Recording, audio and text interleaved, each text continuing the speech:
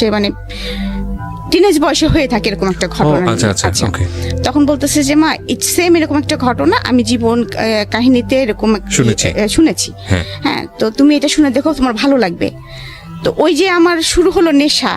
তো বেশিরভাগ সময় দেখা যাচ্ছে আমি লেখালেখি করার সময় দেখা যাচ্ছে কানের মধ্যে আপনাদের জীবন গল্পগুলো যে কোনো একটা যেটা ভালো লাগে, যেমন গতকাল রাত্রে শুনেছি রিমিটটা। তো ওটা শুনে আমি কিন্তু সত্যি কথা যেটা বলবো, মানে আমি প্রেশারের ওষুধ খাই, প্লাস আমার একটা নার্ভের ওষুধ আছে, তারপরে আমাকে একটা অল্প পারে ঘুমের ওষুধও খেতে হয়, কিন্তু তারপরে ভোর 5টা পর্যন্ত আমি চোখ এক করতে পারিনি। হ্যাঁ, যদি কেউ বলে যে আপনি 38 বছরের বয়স্ক মহিলা হয়ে কেন রিমির গল্পটা আপনাকে এত ইফেক্ট করলো কেন? হ্যাঁ, ওই যে রিমির কান্নাটা, এবং আমি চিন্তা করলাম আমার না কেন জানি যে কোনো কাহিনী শুনলে মনে হয় কি ওইটা মনে হয় আমি হয়ে গেছি, এরকম মনে হয় মাঝে মাঝে আমার মনের মধ্যে। Thank you so much. খুব ভালো একটা সূচনা বোধহয় হলো আজকের এই অনুষ্ঠানের। আপনার মেয়ে শোনে তার মানে এই অনুষ্ঠান? হ্যাঁ, আমার 2 মেয়ে শোনে। আচ্ছা, তো আপনার বড় মেয়ে কি করছে? আমার বড় মেয়ে এখন নর্থ সাউথে আর্কিটেকচার ইঞ্জিনিয়ারিং ভর্তি হয়েছে। ও শোনে এই প্রোগ্রামটা? জি, ও শোনে। বিউটিফুল। সো হ্যালো বলে দিলাম আমরা আমাদের এই অনুষ্ঠান থেকে। এবং আপনার ছোট মেয়েটা ক্লাস 9 এবার 10 উঠবে।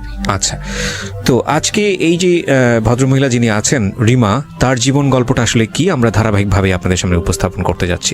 এবং আপনি বলুন না, আপনার মতো করেই বলুন, আপনি কোথা থেকে শুরু করতে চান? অ্যাকচুয়ালি আমার শৈশব থেকে আমি শুরু করব।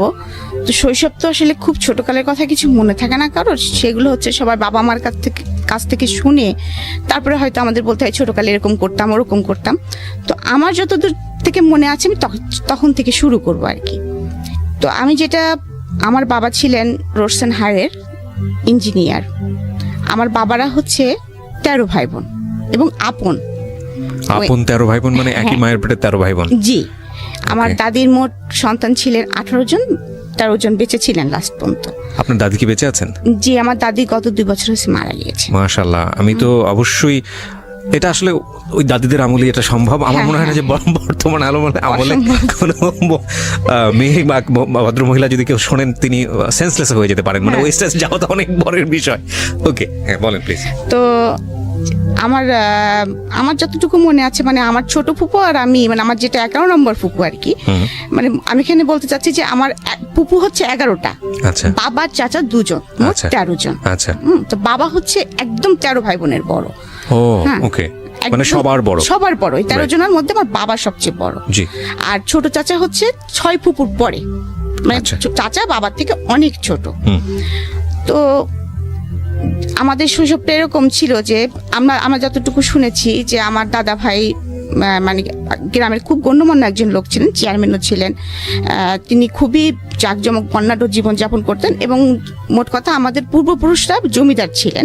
যে এই বাড়িটা এখন আর নেই, তবে তো ওইটার ভগ্নাংশ এখনো আছে, কিন্তু এখন আমরা সব বংশধররা ছড়াই ছিটে গিয়েছি। মানে ওটা কোথায় আছে?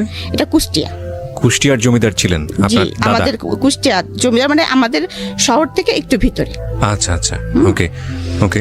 তো যাই হোক, ওইভাবে আমরা সারা জীবনই শুনে এসেছি এবং আমরা এলাকায় গেলে ওরকম সম্মান নিয়ে থেকেছি। দাদা ভাইকেও দেখেছি। আমি দাদা ভাইকে খুব বেশি দেখিনি, 4 বছর বয়সে যতটুকু দেখা যায় আমার মেমোরিতে দাদা ভাই চেহারা খুব বেশি স্পষ্ট না। দাদা যান মারা যাওয়ার পরে তখন বাবা ফিল করেন যে দাদিকে একা বাড়িতে রাখা যাবে না, কারণ আমার ছোট ছোট অনেকগুলা ফুপু টুপু আছে। তো তখন আমার বাবা একদম সবাইকেই নিয়ে আসেন, আর আমার চাচু অনেক আগে থেকেই আমাদের কাছেই থাকতেন। একটা জিনিস আমি বুঝতে পারছি যে আপনার বাবা যেহেতু বড় ছিলেন, আপনার দাদার অ্যাবসেন্সে উনি আসলে সবার অভিভাবক হিসেবে দায়িত্ব পালন করেন। দাদা এবং মা, আমার মাও প্রচন্ড ইফোর্ট দিয়েছে সংসারের পেছনে, সেটা মানে না বললেই নয়। তো বাবা হঠাৎ করে একদিন দেখলাম যে একজন মানে বাসায় হারমোনিয়াম, ডুগি, তবলা এরকম নিয়ে আসেন। আমি একটু ইন্টারাপ্ট করছি এখানে। সেটা হচ্ছে যে আপনারা কয় ভাই বোন ছিলেন? ও, আমরা 3 ভাই বোন। 3 ভাই বোন ছিলেন? জি। আপনি বড় সবার? না, আমার ভাই বড়, আমি মেজো, ছোট ভাই। আচ্ছা, তো আপনি যে সময় মেমোরি দিয়ে শুরু করলেন, এটা কত বছর বয়সে আপনার? এটা আমার 4 বছর বয়স। 4 বছর বয়সে, মানে স্কুলে তখনও ভর্তি হননি? মানে তখন স্কুলে যাব সেই বছরই হয়তো স্কুলে ভর্তি। ঠিক আছে, হ্যাঁ বলুন। তারপরে বাবা ডুগি, তবলা, হারমোনিয়াম নিয়ে আসছে, করছে। তা আমরা তো সবাই খুব লাফালাফি করতেছি, কারণ পাশে তো আমি একা না, আমার ছোট ছোট আরো ফুপুরা ছিল। আমি বললাম না যে আমরা সবাই একসঙ্গে থাকতাম। তো বাবা এটা দিয়ে কি হবে, তখন হঠাৎ করে পরের দিন সকালে দেখলাম যে একটা লোক আসতেছে এবং খুব মেলি ভাব আর কি। তো আমরা বুঝতেছি না, তা আমাকে এসে বলতেছে যে এই বাবু এদিকে আসো, মানে এরকম করে আর কি। নাচের শিক্ষকরা একটু এরকম মেলি ভাষায় কথা বলে। তো আমার একটু কেমন লাগতেছে, বাসায় সবাই খুব হাসাহাসি করতেছি এরকম। আবার আমাকে ওই ঘরে যখন বাবা ডেকে নিয়ে গেছে যে আজ থেকে উনি তোমাকে নাচ শেখাবেন, আর আশেপাশ থেকে ফুপু টুপুরা উকি ঝুঁকি দিচ্ছে, মানে ছোট একটা ফ্যামিলিতে যা হয় আর কি, উকি ঝুঁকি দেওয়া কি হচ্ছে ওই ঘরের মধ্যে, এরকম একটা বিষয়। তো যাই হোক, আমি একটু একটু করে নাচ শেখা শুরু করলাম। তারপরে বাবা উনি আসেন, নাচতে আমার ভালোই লাগে, কারণ আমি যেটা শুনেছি আমি নাকি ছোটকাল থেকে মানে অনুকরণ প্রিয় ছিলাম খুব আর কি। মানে যে যেভাবে কথা বলতেছি, যে যেভাবে হাঁটতেছি তার পিছ ওইভাবে দুষ্টামি করে হাঁটতেছি এরকম আর কি। আর আরেকটা কথা বলি যে আমাদের ফ্যামিলিতে যেহেতু আমার 11টা ফুপু, একটা চাচা, আর তখন শুধু ভাই বোন বলতে আমরা 3 জন, তার মধ্যে মেয়ে আমি একজন। আর আমি ছোটকালতেই স্বভাবত একটু স্বাধীন চেতা, কারণ আমার বড় ভাইটা অসম্ভব ভদ্র এবং ভালো। আর আমি দেখতাম যে যেহেতু এত বড় একটা সংসার, এখানে জেদ না করলে কিছু পাওয়া যাচ্ছে না সহজে। হ্যাঁ, খাবো না, হুমকি দিয়ে দিচ্ছি, আমাকে এখনই নখ পলিশ টেনে দিতে হবে এরকম আর কি। তো কারণ আমাকে দিতে হলে আমার ছোট ফুপুটা হয়তো মন খারাপ করবে, কিন্তু আমার তখন তো সেই সেন্সটা নাই। আমার আমার লাগবে, আমাকে দিতে হবে, আমাকে দিবা না কেন, এরকম একটা। আর বাবার সঙ্গে আমার সম্পর্কটা খুব বেশি ভালো ছিল, যার জন্য ওই রাত্রে বাবা আসলে বা যখনই সুযোগ পেতাম পুটপুট করে, বাবা জানো এরকম নতুন মেকআপ বক্সটা উঠছে, বাবা জানো নতুন এই পেন্সিলটা আসছে, মানে এটা মাকে এড়ায় বাবা কাছ থেকে নেওয়া আর কি। এবং এটা যে একটা জিনিস ছিল, কিন্তু কখনোই সেই টাকাটা নিয়ে বা বাবা যদি কিনে দিত আমি একটা কিনতাম না কখনোই, কারণ ওই যে আমার ছোট ফুপুটার আমি এক বয়সের, এবং আমরা একই স্কুলে দুজনে পড়াশোনা করতাম, আচ্ছা, একই সঙ্গে, এবং একটাই রিজার্ভ ছিল, দুজনে একটাতেই যাওয়া আসা করতাম। তো নাচ শিখছি এবং নাচ শিখতে এক সময় মানে ওইটাই আমার ধ্যান এবং জ্ঞান হয়ে যায়, পড়াশোনাটার পাশাপাশি চলছে। আর সাথে আরেকটা আমার নেশা ছিল, সেটা হচ্ছে বই পড়া। আমি প্রচুর পড়তে পছন্দ করতাম। যেমন ছুটির দিনে আমি নিজে স্বাধীন ঘোষণা করে দিতাম, বাসায় বলতাম আজকে আমাকে খাওয়ার জন্য কেউ তাড়া দিবা না, আমাকে বসার জন্য কেউ তাড়া দিবা না, আমাকে ঘুমানোর জন্য কেউ তাড়া দিবা না, আমি আজকে স্বাধীন, আমি আয়ুব বাচ্চুর গান শুনবো, আমি আজকে সারাদিন গল্প মানে বই পড়বো, এরকম আমার ইচ্ছা আমি সেটা করবো। আমি স্বাধীন হয়ে গেছি মোট কথা। বিকাল হলে তো আমাকে বাসায় পাওয়া যেত না, আমি তো খেলার মাঠে পা হাত পা ছিঁড়ে নিয়ে চলেও এসছি, এরকম ডান পিটে টাইপের ছিলাম আর কি। তো আমাকে নাচ শেখাতে আমার টিচার এটা বুঝে ফেলছিলেন। তো উনার অবদান আমার জীবনে অনেকখানি, মানে উনাকে আমি গুরু হিসেবে সারা জীবন ভক্তি করে যাবো, ততদিন বেঁচে থাকবো, মানে নাচের এই গুরুকে বলছি। জি, উনি আমাকে আসলেই নিজের মেয়ে বলবো না, মানে আমি তার শিষ্য হিসাবেই উনার মনে হয় সবটুকু আমার মধ্যে ঢেলে দিয়েছিলেন। যাই হোক, নাচ শিখতেছি তো এক সময় যে সে আমাকে একটা প্রতিযোগিতার কথা বলে, আমার বাবাকে শিশু প্রতিযোগিতা বলে যেটাকে। তো আমি করতাম বেসিক্যালি ক্লাসিক্যালের আবার 4টা পার্ট, তার মধ্যে হচ্ছে আমি করতাম কথক। জি। তো আমি ফার্স্ট যখন এরকম পার্টিসিপেট করলাম, তো সেবার আমি কিছু মানে মোটামুটি জেলা পর্যন্ত আসছি, বিভাগ পর্যন্ত আসছি, ঢাকায় এসে আমি কোনো প্লেস করতে পারি নাই। আচ্ছা, মনটা অনেক খারাপ হয়েছে, স্বভাবতই ছোট বাচ্চা মানুষ, কান্নাকাটি তো করবোই, কান্নাকাটি করছি। তো আমাকে উনি সবসময় ইন্সপিরেশন দিয়ে যেতেন, বলতেন না তুমি বেটার করবা, আসলে তুমি তো ঢাকাতে শেখো না, মফস্বলের নাম শুনলে ওরা একটু নাক সিটকায় আর কি, এরকম করে আমাকে অনেক কিছু বলতেন। তো যাই হোক, পরে আবার তার পরের বছর আসলাম, সেটা হলো শিক্ষা প্রতিযোগিতা। এটা স্কুল ভিত্তিক, স্কুল থেকে আসতে হয়, স্কুল থেকে নাম লেখাতে হয়। তো সেবার যখন আসলাম, তো সেবার আসার পরে আমি আমাদের জেলাতে তো আমি ফার্স্ট হলাম, বিভাগে এসে আমি সেকেন্ড হলাম। আচ্ছা, সেকেন্ড হলাম। প্রত্যেক বিভাগের ফার্স্ট যারা তারা আসবে, সেবার হঠাৎ করে আবার নিয়ম হলো যে ফার্স্ট সেকেন্ড 2 জন আসবে। আচ্ছা, তো আমার বাবা আমাকে কিছুতেই নিয়ে আসবে না। তো বাবা বলছে আমার তো অফিস থেকে সময় বের করা খুব টাফ। তারপরেও বাবা আমার জোড়াজুড়ি দেখে এবং স্যারের জোড়াজুড়ি দেখে বাবা আমাকে নিয়ে আসলেন। তো আমার মনে আছে যখন আমি আসলাম, তখন আমি নাচ তো আমি তুলেছি, ক্লাসিক্যালটা তুলেছি, তোলার পরে তারপরে যখন আমি রিহার্সেল করতাম, আমার একবার নাচার পরে কি 2বার নাচার পরে আমার মনে করেন জামা চেঞ্জ করতে হতো, এমন অবস্থা, মানে ঘেমে যেতাম। আমাদের ক্লাসিক্যাল তো কত্থক নৃত্য, তো আমাদের কিছু কয়েকটা ওয়ে থাকে, সালামি দিতে হবে, মানে কয়েকটা নাচের কয়েকটা পার্ট থাকে যেগুলো থাকতেই হবে। তো উনি আমাকে প্রথমেই যখন দিলেন, আমি স্টেজে ঢুকবই ঘুরতে ঘুরতে, রাউন্ড দিতে দিতে, এবং এই রাউন্ডটা ছিল 34টা রাউন্ড। কতগুলো? 34টা। একটা স্টেজ কভার করে যখন ঘুরতে ঘুরতে ঘুরতে ঘুরতে ঘুরতে ঘুরতে ঘুরতে জাস্ট মাঝখানে এসে আমাকে দাঁড়াতে হবে। ওকে। মাঝখানে এসে আমাকে এভাবে দাঁড়ায় পড়তে হবে জাস্ট। ওকে। হ্যাঁ, তো এই 34টা ঘুরলেই পরে ব্যালেন্স ঠিক রাখা কিন্তু অনেক চাপ। আমাদের তো দুটো ঘুরলে মোটামুটি পড়ে যাওয়ার মতো অবস্থা হয়। আমাদের তো আমি 4 বছর বয়স থেকে ক্লাসিক্যাল করতেছি, অভ্যস্ত হয়ে গেছে, প্র্যাকটিস হয়ে গেছে। অনেক কঠিন একটা মানে নাচ, যখন ওই বয়সে আমার করার কথা না, উনি তুলে দিলেন আমাকে। তো আমার মনে আছে আমাদের বিচারক ছিলেন শিবলি, তারপরে নিপা, শিবলি মোহাম্মদ। হ্যাঁ হ্যাঁ, আচ্ছা। আর সাথে আরেকজন ছিলেন, তার নামটা আমি মনে করতে পারতেছি না এই মুহূর্তে। তো যাই হোক, 3 জন বিচারক ছিলেন।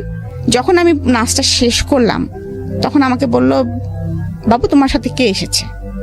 তো আমি বললাম যে আমার সঙ্গে বাবা এসেছে, মা এসেছে। বাবাকে ডাকো। তখন তো আমাদের ক্যাসেট প্লেয়ার ছিল, ক্যাসেট প্লেয়ারের যুগ আর কি। তো আমার বাবাকে ডাকলেন, ডাকার পরে কি বলবো, আমার গুরুজি আর কি বলবো, শিবলি মোহাম্মদ, হ্যাঁ মোহাম্মদ, উনি বললেন ও এত ভালো নেচেছে আর এত সুন্দর পায়ের কাজ, আর সেকেন্ডলি ওর পায়ের কাজ আর ওর হচ্ছে আর্ট। তো আমরা বাধ্য হয়েছি যে মানে নিপাকে বলেছি তুই ওর পা দেখ, আমি ওর আর্ট দেখি। মানে একবারে 2টা জিনিস আমরা ফলো করতে পারিনি। আমার বাবাকে এটা বললেন এবং বাবাকে অনুরোধ করলেন যে আপনি নাচটা ছাড়াবেন না আপনার মেয়েকে। সে তার পাটা খুব মানে ক্লাসিক্যালের জন্য যেটা দরকার, তার পায়ের কাজটা অসাধারণ। ওকে, চমৎকার। আমরা এখান থেকে একটা বিরতি নিতে চাই প্রিয় শ্রোতা। আপনারা শুনছেন মিস্টার ম্যাঙ্গো ক্যান্ডি প্রেজেন্টস জীবন গল্প। আপনারা বুঝতেই পাচ্ছেন যে আজকে রিমার যে জীবন গল্পটা, সেটা খুব হ্যাপি স্টার্টিং এবং খুব চমৎকার একটা ফ্যামিলিতে তার বড় হওয়া। চমৎকার বলছি এই কারণে যে আমাদের আজকের সময়ে এই শহরের জীবনে, অন্তত শহরের জীবনে কিংবা গ্রামীণ জীবনেও বোধহয় খুব একটা যৌথ পরিবার দেখা যায় না, এবং এতটা ভাই বোনের পরিবার খুবই বিরল। যৌথ পরিবারে বড় হওয়ার একটা মজা হচ্ছে যে সুখ দুঃখ আনন্দ ওখানে খুব হইচই করে ভাগাভাগি করা যায়। প্রাইজ দিলেন এবং আমাকে, আমার মনে আছে অনেকগুলি বই দেওয়া হলো। হ্যাঁ, মানে অনেক, মানে কি মিনিমাম 22-23টা, মানে এত বড় একটা বই আমি ছোট মানুষ টেনে আনতে পারছিলাম না।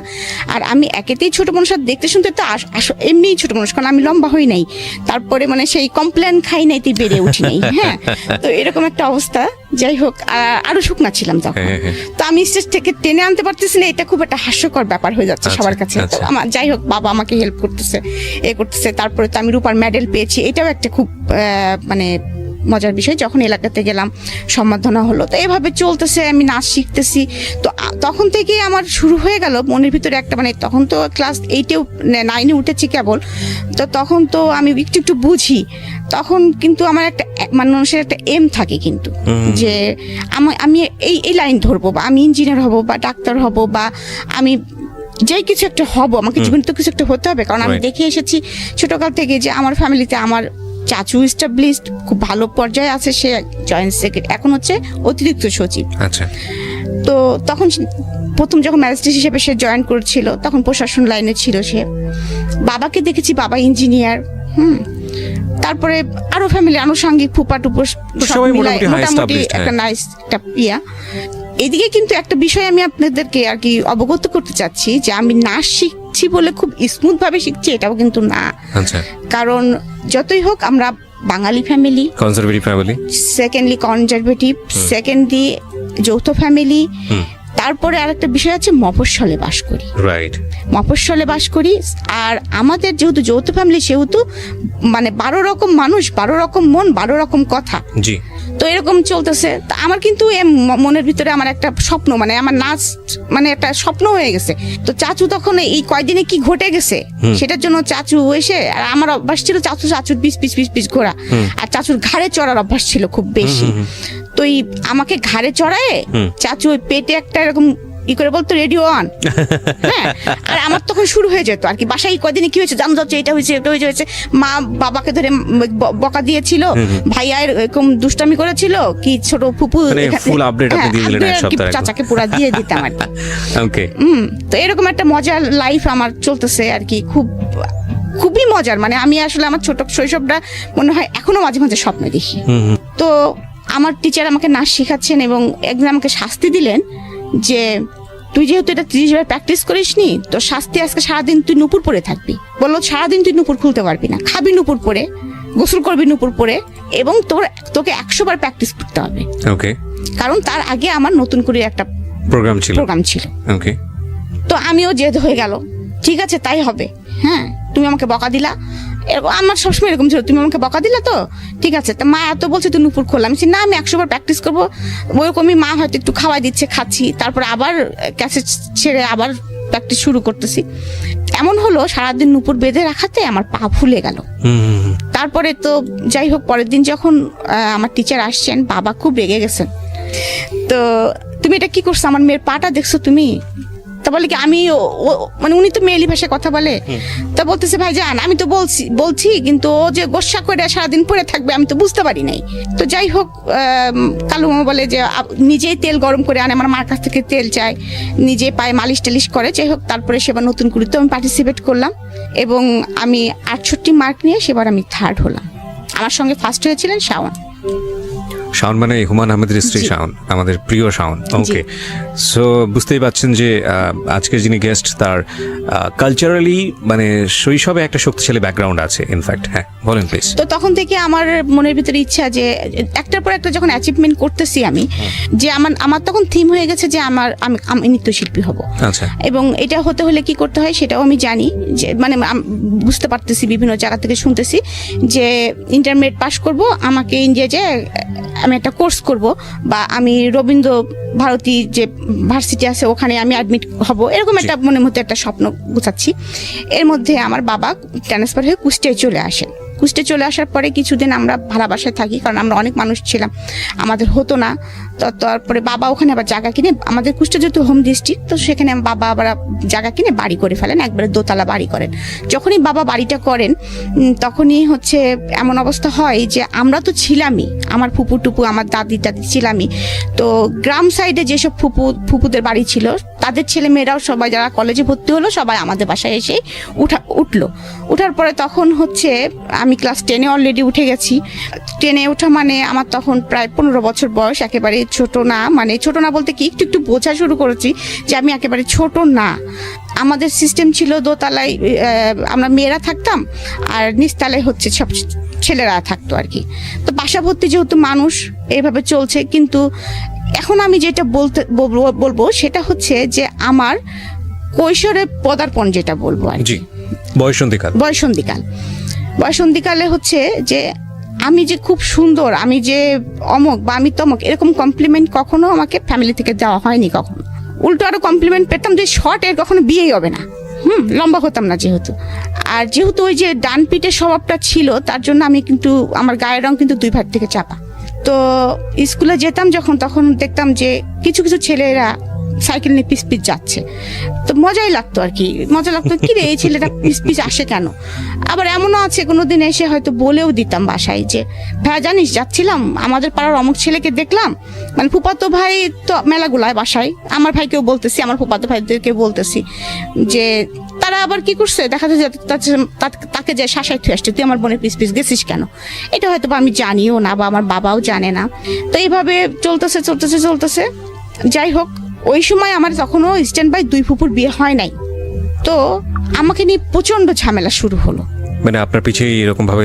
হ্যাঁ, আমার পিছনে এ পাড়ার ছেলে লেগে গেল, ও পাড়ার ছেলে লেগে গেল, কেউ মানে বাসায় ফোন করে, কেউ ডিস্টার্ব করে, মানে স্কুলে তো ডিস্টার্ব করে, চিঠিপত্র তো দেয়। আর আমি আবার এখানে একটা বোকামি, এখন মনে হয় যে বোকামি করেছি, যে আমি আবার তাদেরকে পিটাইতাম। মানে বললো রাস্তার মধ্যে একটা প্রস্তাব দিল, এই চিঠিটা নাও, আমি জুতা পিটা করে চলে আসছি, দেখা যাচ্ছে যে বদমাইশ তোর চিঠি নেবো কিসের জন্য। হ্যাঁ, তারপরে দেখা যাচ্ছে আবার বাসায় এসে আবার নালিশ করলাম, আমার ভাইরা যে আবার তাদেরকে পিটুনি দিল, আবার এ পাড়ার ছেলে হলো ও পাড়ার ছেলের সাথে মারামারি লেগে গেল। মানে এরকম মানে সিচুয়েশনটা তৈরি হয়ে গেল। অনেক সময় ফোন করে বাবাকে হুমকি দিত যে আপনার মেয়েকে তুলে নিয়ে যান, কি করবেন দেখি, ও যে আমাদের পিটাইলো মারাইলো, হ্যাঁ আপনার যে কাজটা করলেন বাবা হয়তো জানেও না। সেকেন্ডলি আর একটা বিষয় লক্ষ্য করা গেল ফ্যামিলিতে, সেটা হচ্ছে এখন বুঝি যে আমি যেহেতু খুব আদরের ছিলাম, একটা মেয়ে ছিলাম, তো আমার বাবা চাচার মিলে আমি একটা মেয়ে, এবং এভাবে মানুষ হচ্ছে দেখে হয়তোবা আমার কিছু ফুপুদের মধ্যে গ্রো করা শুরু করলো। তাদের তো সবার ছেলে আছে, আমাদের বাসায় লেখাপড়া করে, কারোর সঙ্গে বাইচান্স যদি আমার কোনো ভাব হয়ে যায় তাহলে তো বাবা না করতে পারবে না। ওকে, আমরা এরকম একটা কমপ্লেক্স সিচুয়েশন থেকে একটা ছোট্ট বিরতি নিতে চাই প্রিয় শ্রোতা, সেকেন্ড বারের মতো। আপনারা শুনছেন মিস্টার ম্যাঙ্গো ক্যান্ডি প্রেজেন্স জীবন গল্প, আমি আরজি কিবরিয়া আপনার সঙ্গে রয়েছি। প্রিয় শ্রোতা, আপনাদের সবার জন্য একটা বিশেষ সেগমেন্ট যুক্ত হলো আজকে থেকে মিস্টার ম্যাঙ্গো ক্যান্ডি প্রেজেন্স জীবন গল্পে। সেটা হচ্ছে এখন থেকে অনুষ্ঠান চলার কালীন সময়ে আমি আপনাদের সঙ্গে ইউটিউবে চ্যাট করব, এবং সেটা হবে আমার ইউটিউব চ্যানেলে। যারা এই মুহূর্তে আমাকে শুনতে পাচ্ছেন ঠিক রাত 12টায়, আমি আবারও বলছি ঠিক রাত 12টায় আমার চ্যানেল থেকে এই আজকের অনুষ্ঠানের ভিডিও ফুটেজ ওখানে প্রিমিয়ার করা হবে, এবং সেটা হবে লাইভ আকারে। সো আপনারা যারা আমাদের এই অনুষ্ঠানে শুনছেন, যারা সরাসরি গেস্টের সঙ্গে কথা বলতে চান কিংবা আমার সঙ্গে কথা বলতে চান, চলে আসুন আমার ইউটিউব চ্যানেলে। অনুষ্ঠান চলাকালীন সময়ে আমি আপনাদের যত রকমের কোয়ারি আছে, যা রকমের মন্তব্য আছে, সবকিছু পড়বো এবং আমি রিপ্লাই দিব ওখানে। আমার ইউটিউবের ঠিকানা হচ্ছে www.youtube.com/rjkibriya.fm। আমি আবারও বলছি www.youtube.com/rjkibriya। আমাকে একদিন ডেকে বললেন যে মা, তুমি কারোর সঙ্গে এত ক্লোজ হয়ে না, তুমি তো সবার সঙ্গে খুব বেশি মেশো, হ্যাঁ, তুমি একটা জিনিস মনে রাখবা যে তোমার নিজের ভাইয়া ছাড়া এখানে তোমার কেউ আপন ভাইয়া না। আর তুমি যদি রাস্তার একটা ছেলে ধরে নিয়ে আসো মা, সেটা আমি মেনে নিব, কিন্তু তুমি যদি আমার কোনো আত্মীয়তার সঙ্গে আত্মীয়তা করো, তাহলে আমি সেটা মেনে নিব না। কারণ তুমি এখন বড় হয়েছো মা, তোমাকে এই কথাটা আমার বলা প্রয়োজন। কারণ আমি জানি তুমি তোমার মার সঙ্গে, আমি মার সঙ্গে কখনোই তেমন ফিল ছিলাম না, এখন ফিল করি যে মা কি জিনিস। হ্যাঁ, তখন কিন্তু হয়েছে কি, মা তো সারাদিন কাজে ব্যস্ত থাকতো, মার কাছে বকাটাই খেতাম বেশি আর কি, ওই জন্য মাকে ভালো লাগতো না। বাবা তো আদর দিত, বাবাকেই ভালো লাগতো আর কি, যেটা স্বাভাবিক যেটা হয় আর কি। তখন মা হচ্ছে ভিলেনের রোলটা পালন করতেছে আর কি, কারণ মা শাসন করেন। হ্যাঁ, তো তখন আমি হচ্ছে এমনকি আমি রাগ হলে, মার উপরে রাগ হলে মাকে বলতাম তুমি আমার মা না, তুমি আমার খালা। এমনকি একদিন ফকির আসছে, আমার আবার খুব ফকিরের ভিক্ষা দেওয়ার স্বভাব ছিল। রাস্তায় আপনার মানে কোনো রিক্সাওয়ালাকে দেখলে, মানে একটু বুড়ো মতো রিক্সাওয়ালা দেখলে ব্যাগে যা থাকতো দিয়ে দিতাম। আচ্ছা, মানে আমার এখনো সেই স্বভাবটা আছে, যার জন্য আমি অনেক বকাও খাই, এখনো সেই স্বভাবটা আমার আছে। তো যাই হোক, এরকম একটু মায়া দয়াপূর্ণ লোক ছিল, মানুষ ছিলেন, যেমন যেদি ছিলাম অপরদিকে এই দিকটা ছিল আর কি। তো যাই হোক, তো এর মধ্যে আমার ফ্যামিলিতে খুব এটা নিয়ে খুব হইচই চলতেছে। বাবা ট্যাকেল দেওয়ার চেষ্টা করতেছে, পারতেছে না। এদিকে ফুপুরা বলে কি, আমার ছেলে তো এরকম ভালো পাস করতেছে, আমার ছেলের সাথে বিয়ে দিয়ে দাও। ও বলে যে না ঠিক আছে মিয়া ভাই, নাচটা বন্ধ করে দাও, এরকম। আবার বিভিন্ন জায়গাতে বিয়ের প্রস্তাব আসে, এদিকে আবার হুমকি আসে। ইন্ডিপেন্ডেন্ট টাইম একদিন আমি তখন ফার্স্ট ইয়ারে পড়ি, তো আমি রিক্সায় করে আসতেছি। Honours first year? হ্যাঁ, অনার্স না, আমি ইন্টারমিডিয়েট ফার্স্ট ইয়ার। হ্যাঁ, তখন অনলি আমার 16 বছরে পা দিয়েছি আমি। তো আমি কুষ্টিয়া সরকারি কলেজে পড়তাম। জি। তো আমি কলেজ থেকে আসতেছি দুপুরের টাইম, একটু নিরিবিলি, 3:30 বাজতো আমাদের ক্লাস শেষ হতে হতে। আমার ছোট ফুপুরা আমি একসঙ্গে যেতাম। তো সেদিন ছোট ফুপু আর জাননি কি কারণে, যে কোনো কারণে হোক, তো হঠাৎ করে আমরা পিছনে একটা ছেলে ঘুরতো, এরকম, আমি নামটা এখন বলতে চাচ্ছি না। তাকে দেখে যে আমার কখনো ভালো লাগেনি, এটা কিন্তু বললে মিথ্যা কথা বলা হবে। মানে আমি তাহলে আপনি পুরো গল্পটাই আসলে শুনতে চাই। গল্পটা বলি এরকম, সে ছেলেটা আমার সাথে পড়তো জেলা স্কুলে। আচ্ছা, একই ক্লাসমেট, একই পাড়ায় বাড়ি, পাশাপাশি বাড়ি আমাদের। হ্যাঁ, তো ওরা অনেকগুলি ভাই, তো আমাদের সাথে সম্পর্ক ছিল খুব ফ্যামিলিগত আর কি। হ্যাঁ, তো ও যখন আমাদের একটা, তখন আমার তো অবজেক্টিভের যুগে পাশ করা, অনুপম নামে একটা গাইড ছিল। হ্যাঁ, তো একদিন আমাকে বলতেছে রিমা তোর কাছে অনুপম গাইড আছে? তো আমি বললাম যে হ্যাঁ আমি ওটা কিনেছি। হ্যাঁ, তো আমার কাছে ওই গাইডটা নিয়ে যাওয়ার পরে 2 দিন পরে গাইডটা যখন ফেরত দিল, আমাদের একটা চিঠি দিল। তো চিঠিটা দেওয়ার পরে চিঠিটা পড়লাম, আমি তো চিঠি তো আর একা পড়ি নাই, চিঠিটা মানে বইটা খুলতে যে চিঠি পড়লে এর মধ্যে একটা জিনিস আছে, দেখিস পাড়ার ছেলে। কিন্তু আমি আমার ছোট ফুপু তো একদম বান্ধবী। হ্যাঁ, ফুপু দেখ, মানে তার নামটাই আর কি বলে ফেলতে যাচ্ছিলাম আর কি। তো ও আমাকে এরকম চিঠি দিয়েছে, দেখি কি লিখেছে, যখন ওই বয়সে যেটা হয় আর কি। 2টা চিঠি দিয়েছে, তার মধ্যে আবার আর্টও করেছে, 2টা পায়রা একটা লাভ নিয়ে উঠে চলে যাচ্ছে আর কি, এরকম কিছু আর কি। হ্যাঁ, তো ভালোবাসা না ভালো লাগা না, কিন্তু বিষয়টা হচ্ছে পেটের মধ্যে প্রজাপতি কিন্তু উঠতেছে, মানে একটু ভালো লাগা তো তখন বুঝি আর কি। যাই হোক, তখন ওই পর্যন্ত তো আমি তখন ওকে বলতেছি কি, তো একদিন আমাকে জিজ্ঞেস কর, মানে ওই ছেলেটা সরাসরি একদিন আমাকে জিজ্ঞেস করে, যাই হোক সবসময় তো মাঠে খেলাধুলা হচ্ছে, দেখা সাক্ষাৎ হচ্ছে, তখন বলতেছে কি তোকে চিঠি দিছিলাম, চিঠিটার উত্তর দিলি না। তা আমি বললাম চিঠির উত্তর দিয়ে কি তুই জুতার বাড়ি খাবি? ভাই শুনলে তোরা কি করবে তো জানিস? মানে ওর বড় ভাই আর আমার বড় ভাই আবার একদম জানে দোস্ত। হ্যাঁ, তখন আমি বলতেছি কি ভাই শুনলে তোকে কি করবে জানিস? আমি লিটন ভাইকেও বলে দেবো এই কথা, আমার ভাইকেও বলে দেবো এই কথা। তখন ও বেচারি আমার পিছনে এরকম ঘুরতেছে, আমি কোনো পাত্তা দিচ্ছি না, কিন্তু ভালো লাগাটা কিন্তু আমার ভিতরে আমার একটু আছে যে ভালো লাগতেছে। ও যখন পিছন পিছন ঘুরে বা আমার বাসার সামনে দিয়ে যায় যখন, তখন কিন্তু আমি ছাদে উঠি, দেখি যাচ্ছে, এরকম আর কি। মানে আপনার ভিতরে একটু ভালো লাগে কিন্তু আপনি সেটা বুঝতে দেন না। হ্যাঁ, বুঝতে দেন না, কিন্তু ওই ভালো লাগাটা কি ভালোবাসা আমি এটা তখনো বুঝি নাই। আচ্ছা, ইন্টারমিডিয়েট ফার্স্ট ইয়ার। হ্যাঁ, ইন্টারমিডিয়েট ফার্স্ট ইয়ার, বুঝতেছি না আর এই বিষয়ে কোনো, তখন তো মোবাইলের যুগও না, কিছুই না। তখনকার যুগটাই ছিল তো এরকম যে একটু চোখে দেখা দেখি হলো, একটু গোপনে হয়তো একটু বাগানে আগানে যারা একটু কথা হলো, এই তোমার এই চিঠিটা এই টাইপের আর কি পরিবেশ শুরু হয় না। তারপরে আমরা যৌথ ফ্যামিলিতে বিলং করি, রাস্তাতে হাঁটতে গেলেও দেখাচ্ছি কোনো না কোনো ভাইয়ের সাথে দেখা হয়ে গেছে, তুই কার সাথে কথা বলছিলি, এরকম একটা অবস্থা। তো আমাদের তো কোনো রকম স্বাধীনভাবে কোনো কিছু করার মতো পরিস্থিতি নাই। তো যাই হোক, এরকম পরিস্থিতি চলতেছে। এইদিকে আবার আমার হঠাৎ করে বাসার মধ্যে এরকম চলতেছে, হঠাৎ করে ওই ছেলেটা ভালো ছিল লেখাপড়ায়, কি হয়েছে কোনো সঙ্গদোষে বা কোনো কিছু কারণে একটু খারাপ হয়ে যায়, মানে শুনতাম আর কি, নেশা টেশা করে। আমি যখন ম্যাট্রিক পরীক্ষা দিয়েছিলাম তখন ওরা ম্যাট্রিক পরীক্ষা দেওয়ার কথা ছিল, কিন্তু দেয়নি। এনিহাউ সে কেন কারণে দেয়নি, তো যাই হোক, কিন্তু আমার পিছনে ঘুরতোই। তা আমি মাঝে মাঝে বলতাম যে তুমি ম্যাট্রিক পরীক্ষা দিলা না, তুমি করলা না, তো তুমি হচ্ছে আমার পিছনে ঘুরো কি করে, তুমি তো এখন আমার জুনিয়র হয়ে গেছো। তো এই কথাগুলো কিন্তু মার কানে বাবার কানে প্রতিনিয়ত যাইতো, যে ও আমাকে এরকম খুব ডিস্টার্ব করতো। এবং আমি তখন কিন্তু অলরেডি বোধ বুদ্ধি হয়ে গেছে যে না, এরকম করা যাবে না। হ্যাঁ, কারণ ও যেহেতু ম্যাট্রিক পরীক্ষা দেয়নি, খারাপ ছেলেদের সাথে মিশে গেছে, ভালো লাগাটা আমার দূর হয়ে গেছে, সোজা কথা। আর ভালো লাগাটা নাই। তো তখন একদিন আমার মা ওকে যে বলতেছে যে তুমি যে ওকে এরকম হুমকি দামকি দিচ্ছ, তুমি কি জানো বাবা, তুমি যে এমনি তোমাদের সাথে আমাদের খুব ভালো একটা সম্পর্ক, সেকেন্ডলি তোমার সাথে আমার মেয়ে বেঁধে তুমি কি পারবা, তুমি ওর থেকে ছোট ক্লাস, তুমি লেখাপড়া করনি, তারপরে তুমি যে হস্তানি করে বেড়াও, আর আমার মেয়ে জুতা কয়টা আর কতগুলো জামা তুমি জানো, ও কতগুলো জুতা পরে, কতগুলো জামা পরে, ও কোনো জামার সাথে ম্যাচিং করে ছাড়া জুতা স্যান্ডেল জামা পরে না, তুমি তো এগুলো পারবা না বাবা, তুমি খালি খামাখাওকে কেন ডিস্টার্ব করতেছো, ও তুমি অ্যাফোর্ড করতে পারবা না। যাই হোক, আমার মা এই ডায়লগটা মনে হয় সবাইকেই দিতেন, যে ফোন করতো তাকেই মনে হয় ডায়লগটা দিতেন। এটা একটা মজার বিষয় যে আমার জুতার খরচ কেউ অ্যাফোর্ড করতে পারবে না। হ্যাঁ, কারণ আমার জুতার প্রতি খুব দুর্বলতা ছিল, আমি প্রচুর জুতা কিনতাম। যাই হোক, তো এরকম একটা পরিস্থিতি, কলেজ থেকে আসতেছি আমি, আসার পরে আপনাকে কি বলবো আর কি, হঠাৎ করে কয়েকটা ছেলে আমার রিক্সাটা ঘিরে ধরে, মানে আমি যেটা একদম অপ্রস্তুত ছিলাম, এবং পরে দেখি ও আছে সাথে। তো অনেক কথা কাটাকাটি হচ্ছে ওর সাথে আমার, ও বলতেছে তুই এখনই যাবি আমার সাথে, তোকে আমি এখনই বিয়ে করবো, তুলে নিয়ে যাই বিয়ে করবো, দেখি কার ক্ষমতা কে ঠেকায়। আমি বলছি কেন তোমার সঙ্গে আমি যাবো, তুমি কেন আমাকে বিয়ে করবা, আর তুলে নিয়ে বিয়ে করার কেস, তোমার বিয়ে করতে হলে আমার বাসায় আসো, খালাম্মাকে বলো।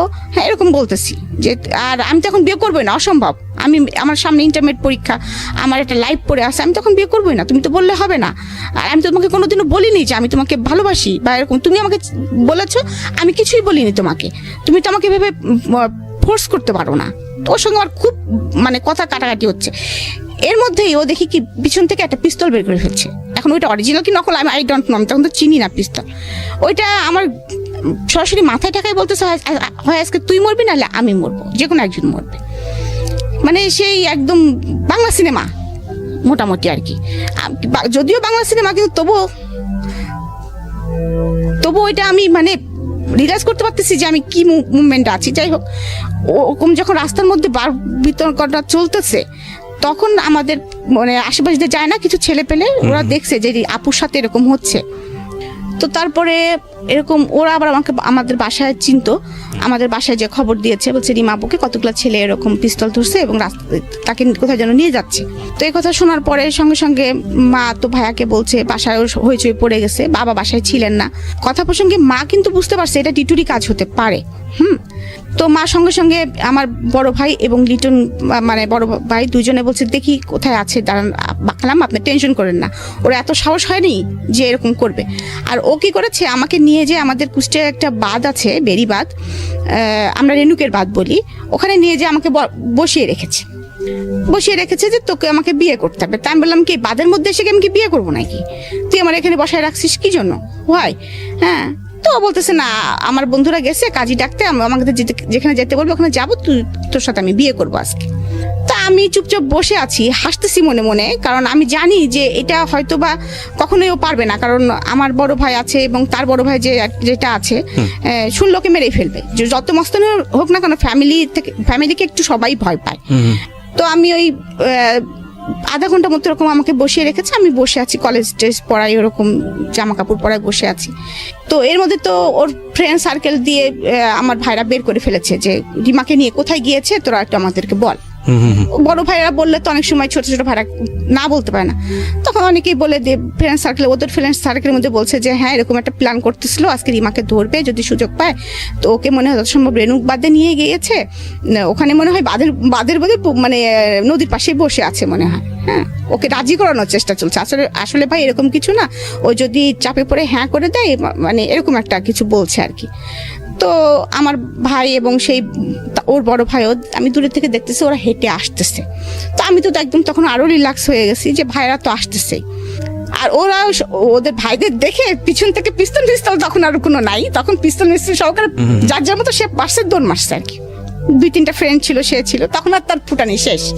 যাই হোক, তখন থেকে আমাকে নিয়ে গেল বাসায় নিয়ে যাওয়ার পরে আরো পরিস্থিতি খারাপ হয়ে গেল। বাবার মাথার মধ্যে এই জিনিসটা গেঁথে গেল।